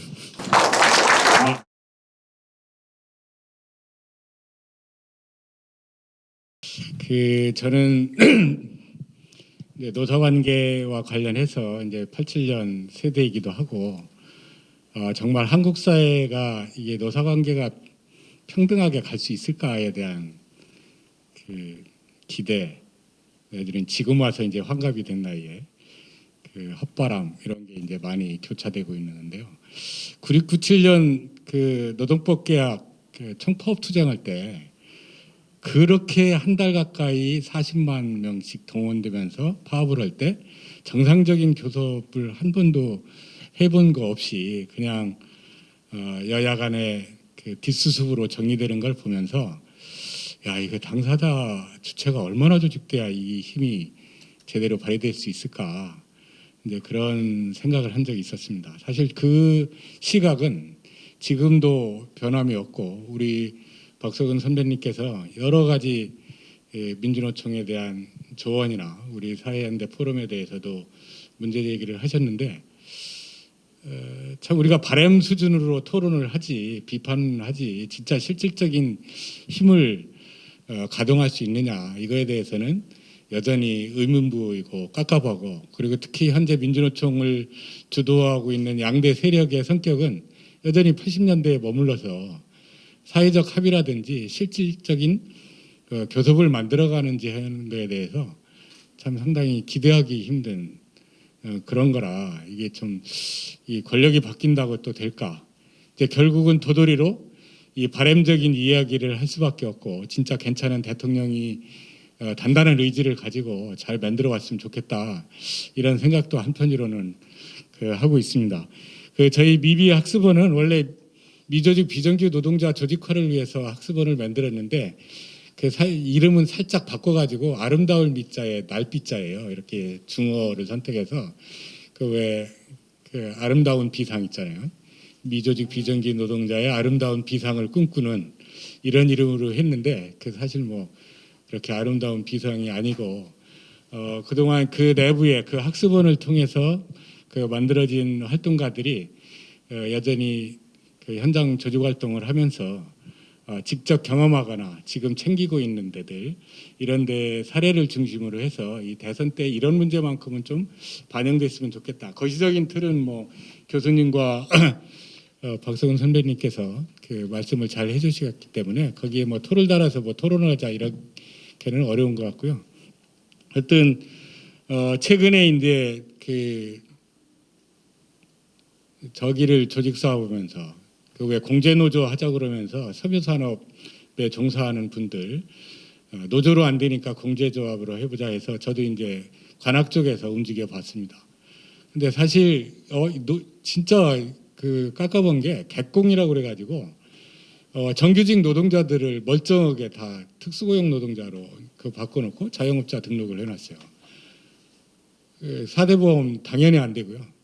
그리고 특히 이제 막 작년 재작년 경기 안 좋을 때는 일감이 없어가지고 문 닫으려고 그러고 이런 사람들이 수두룩했던 현장을 보면서 야 이거 정말 노동조합도 못하는 사람들을 위해서 대변할 수 있는 뭔가의 방법을 찾아봐야 되지 않겠나. 꼭 노동조합이 아니더라도 공제조합 이런 것도 중요한 실험일 수 있겠다 이런 생각을 해봤습니다. 그리고 특히나 이제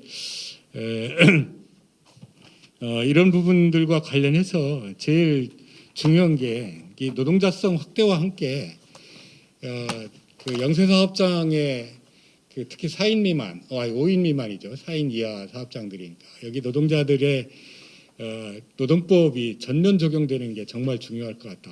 제가 이제 이렇게 유심히 그 자영업자 어렵다고 하시는 분들 찾아보면 가정노동 세세에 그 설사 노동자 한 사람 고용을 하더라도 노동자 한 사람쯤 고용할 때는 그만하니까 고용하는 거예요.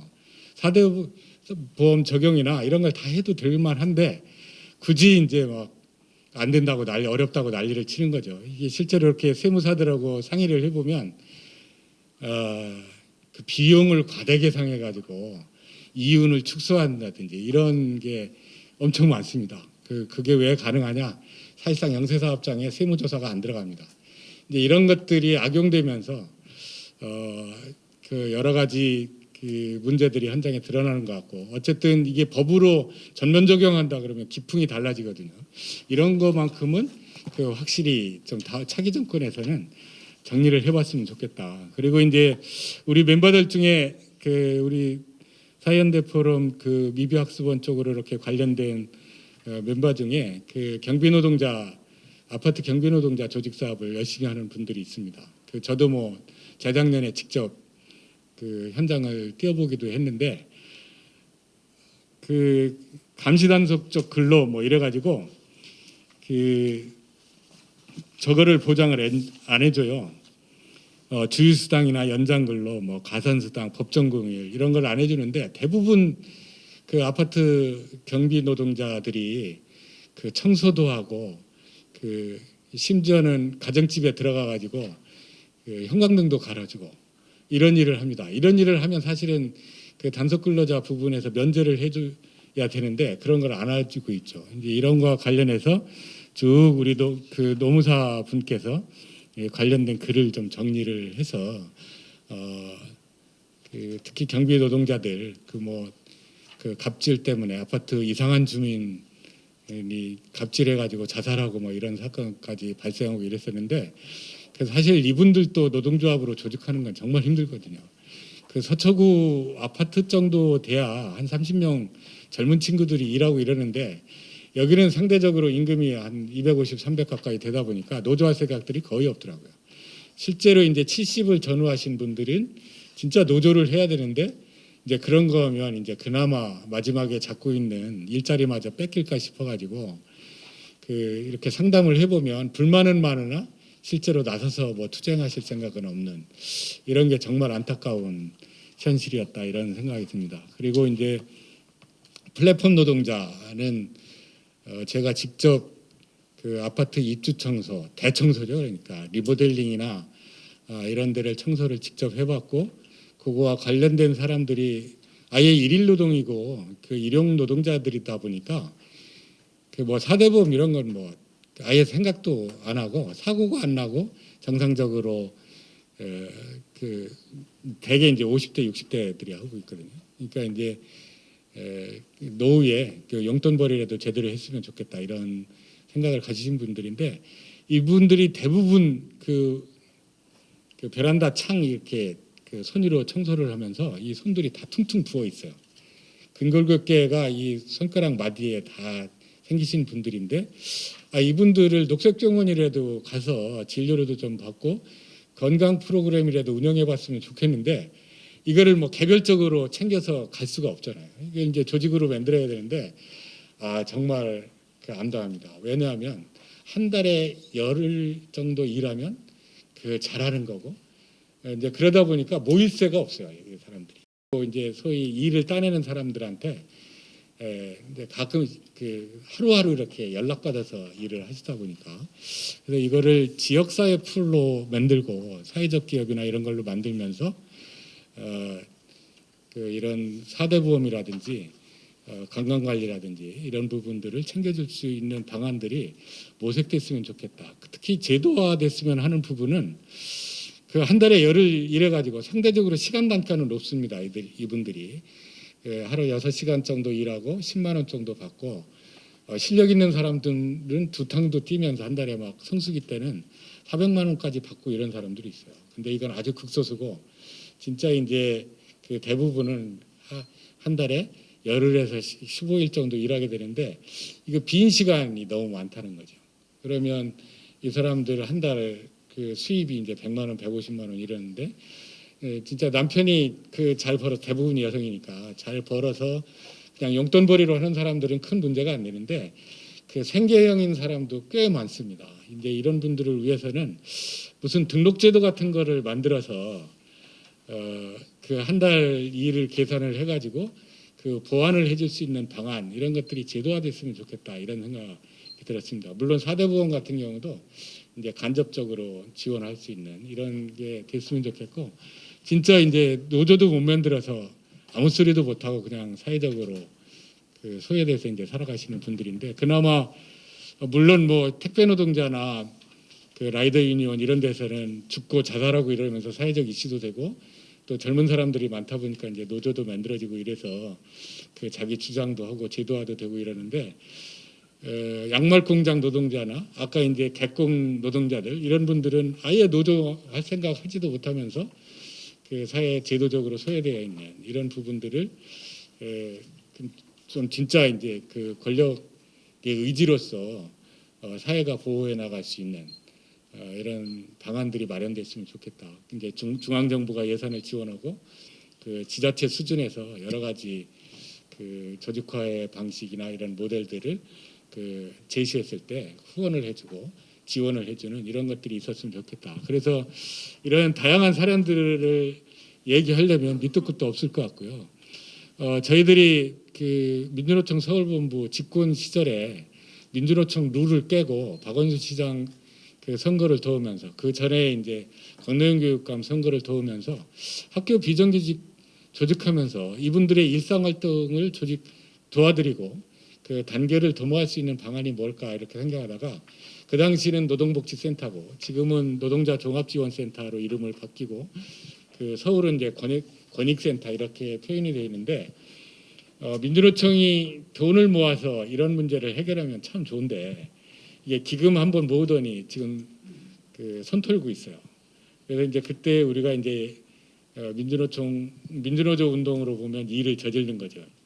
그 정부 돈 받아서 미조직 노동자들을 위한 조직 사업을 하겠다 이러면서 25개 구청에 지금 한 18개 구청에 이제 지역센터 만들어서 아까 앞에서 말씀드렸던 노동자들 만나면서 이제 문제 의식들을 키워나가고 그 속도는 무지하게 더디긴 합니다. 이제 그러긴 한데 이게 서울에서만 하고 있으면 지방에 있는 분들 어떡하냐 이거죠. 특히 농촌 사회에 있어서도 외국인 노동자 저임금으로 일하시는 분들 무지하게 많습니다. 그리고 등록도 안 되신 분들도 많고 이제 이런 분들을 상담하고 챙기고 그 우리 사회 제도화로 그 정상적인 국민의 일원으로 살 수 있도록 이제 그 챙겨줄 수 있어야 되는데 이런 부분들을 아예 중앙 정부가 좀 예산을 좀 챙겨주고 그 광역 단위에서 관리하고 실질적인 일은 기초 단위에서 꾸릴 수 있도록 그 종합적인 공무원은 아니지만 그 민주노조 운동을 거쳐간 조직활동가들이 그 자기 노후를 이런 곳에서 역할을 할 수 있도록 해주면 어떨까 이런 생각이 들었습니다. 그래서 이게 맨날 12%밖에 왜 노동조합 조직을 못하냐 이런 얘기를 아무리 넋두리로 해봐야 소용이 없는 거고 진짜 이 사회적으로 소외된 취약계층 노동자들을 위해서 새 정부에서는 이런 부분들을 전국화하는 그런 사업을 적극적으로 추동했으면 좋겠다. 이제 이런 그 생각이 들고요. 마지막으로 이게 왜 소규모 부분 얘기를 꺼내냐 이렇게 얘기할 수도 있는데 어쨌든 우리 사회연대 포럼에서 조직적 힘을 실어서 그 조직을 세우려고 노력하는 부분입니다. 학교 호봉제라고 그러고 지금 행정 실무자라고도 표현하고 옛날에 표현으로는 그 육성회에서 사람을 뽑아가지고 육성회직이라고 또 했었습니다. 2007년도에 그 무기계약직으로 전환하는 과정에서 9급 공무원 대우를 하기로 했는데 실제로 그 적용을 안 하고 있고 또 상대적으로 또 학교 비정규직 노동자들이 뭐 학교 급식이니 다른 비정규직 강사들이 조직되고 이러면서 이 격차 해소의 명분으로 우리 학교 호봉제 선생님들을 희생양 삼고 있어요. 사실상 임금 동결을 하고 그 옛날 호봉들 다 죽이고 이런 부분들이 또 노동조합이 여러 개로 갈려 있다 보니까 효과적인 힘도 발휘되지 못하고 있고 그래서 물론 뭐 나중에 그 노동조합의 그 공동교섭이나 이런 걸로 풀어야 되겠지만 하여튼 관심을 가져주십사 하는 취지에서 이런 공개토론 이게 이제 녹화되거든요. 전국적으로 돌 거기 때문에 우리 학교 호봉제 선생님들의 가진 염원들을 좀 확산시키려고 저기 일부러 한번 한 파트 챙겨서 말씀을 드렸습니다. 이 정도로 해서 제 말씀을 마치도록 하겠습니다. 시간이 꽤 가는 것 같은데. 백일환 동지 고생하셨습니다. 박수 부탁드리겠습니다. 다른 내용보다 그 우리 학교 호봉제 문제는 이제 교육 현장의 차별 문제고 교육 현장의 불평등 비정규직만 문제 중에 하나인데 해결되지 않고 있기 때문에 우리 이병헌 교수님하고 박석은 대표님이 꼭 보셔서 차기 정부에서는 이 문제 해결할 수 있도록 역할을 좀 당부드리겠습니다. 가능하시죠? 예, 대답 소리가 이렇게 잘 안 들립니까? 예, 뭐 알겠습니다.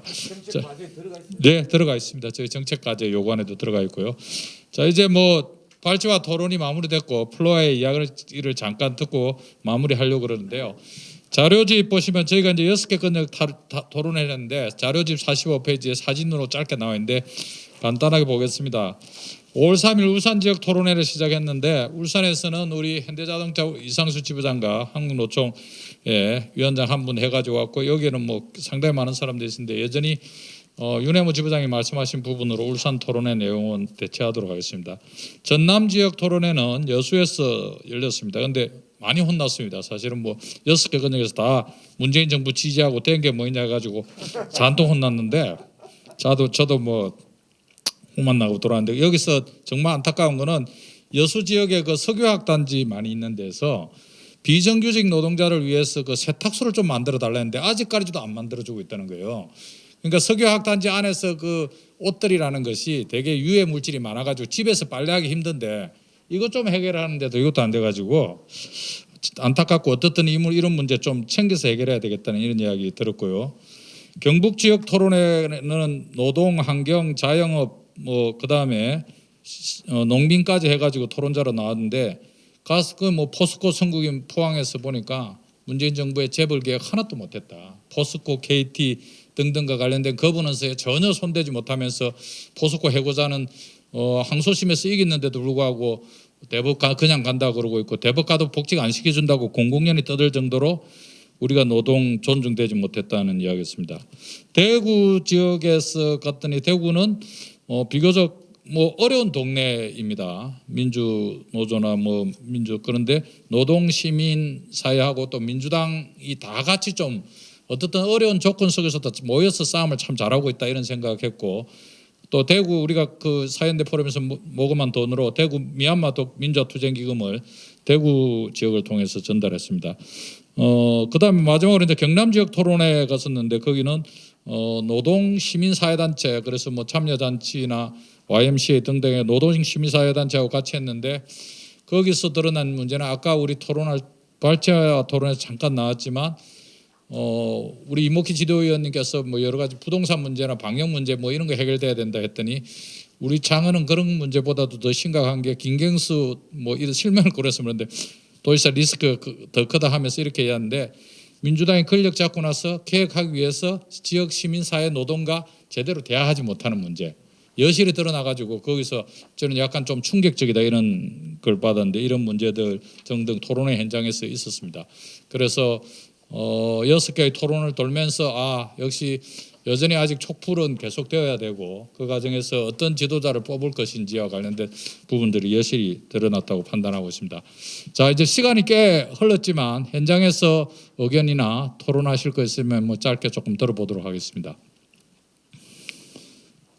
예, 코로나 전국에 빨리 집에 가고 싶고 밥도 안 드실 가지고 그런 것 같은데 혹시 누가 뭐 마무리 발언하실 분이나 또는 뭐 마무리 발언 예 조금 듣고 마무리하도록 하겠습니다. 이목희 부위원장님 다시 오셨네요. 아까 제가 발표할 때 재미없으셨습니다.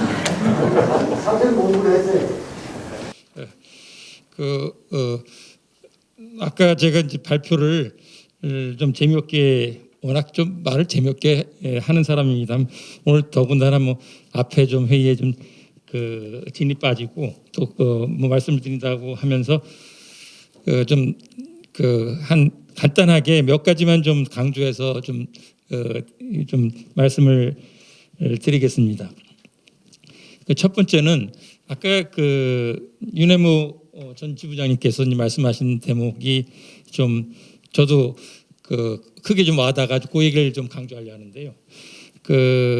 현 정부 들어와서 제가 어떻게 이제 정책에 관여된 일들을 하다 보니까 내내 공공 쪽하고 놀게 됐어요. 근데 제가 사실 노동 문제 공부하게 된 출발은 자동차, 금속이었거든요. 그 말씀을 드리는 이유는 아까 윤 지부장님께서 말씀도 그렇고 정책적인 단위에 같은 노동 운동 내지는 산별에서도 좀 나름대로 그거를 장을 좀 적절히 활용하고 그리고 그 장에서 일정하게 좀 그 성과나 진척을 말하는 데가 있는가 반면에 또 그렇지 못한 이 불균등성이 좀 있는 것으로 좀 느낌이 와닿고 그중에 우리가 대표 산별할 수 있는 금속이 좀 그런 후자에 해당되지 않을까라는 생각이 들고요. 더욱이 금속 같은 경우에는 최근에 뭐 여러 대전환하면서 뭐 이제 기후 뭐 탄소 제로라든가 여러 변화가 또 미래차든 아니면 여러 금속 산업 내에서의 이제 기술 변화 등등이 있어서 그런 점에서는 아무튼 좀 알아서 정부나 알아서 이를테면 자원 측이 이 장을 열어주는 게 아니라 노동이 요구하고 노동이 그 안에 대안을 갖고 만들어가는 것들이 이제 이를테면 역사의 좀 진전을 좀 해당 분야에 이끌어내는 것이라고 생각한다면은 그런 점에서 이를테면 좀 미진한 부분에서는 좀 성찰이랄까요? 좀 변화가 필요하지 않을까라는 생각을 좀 드리게 되고요. 그리고 두 번째도 이제 윤해무 지부장님 말씀하셨던 이재명 도지사와 관련해서도 마침 제가 경기도 정책자문 노동정책자문위원장입니다. 뭐 요새는 이제 뭐 하여튼 뭐 한번 뻑하면 이제 위원장 타이틀 많이 감투를 맡게 되는데 경기도 정책을 살펴보다 보니까 말씀 그대로 플랫폼, 취하, 비정규의 정책으로 이제 초점이 대부분 돼 있어요. 그리고 그런 점은 그 이전에 박원순 시장의 정책을 상당히 좀 따오든가 아니면 거기에 좀 진전을 더 시킨 내용까지 만들면서 말 그대로 미조직 취업 노동자에 대한 지사의 상당한 관심, 애정 그리고 뭔가 그 안에서의 역할을 좀 하고자 하는 부분은 확인이 되는데 이 조직 노동에 대해서는 이렇다하게 물론 경기도라는 도 지역에 좀 특수성도 작용이 되겠습니다만 그런 점이 좀 미진하고 또 비슷한 좀 우려가 되는 얘기도 덜어 듣기도 하는데 그 얘기는 이렇게 표현될 수가 있을 것 같아요. 하나는 현 정부의 경험에서도 좀 느끼는 바가 조직 노동이 그 이를테면 어느 노총은 맨날 자리 아니 무슨 이권에 대해서만 이제 권력에 짜응하거나 아니면 욕을 하고, 한쪽에서는 하여튼 무조건 투쟁 아니면 좀 여기서도 이미 발제된 아닌 토론을 통해서 나온 것처럼 좀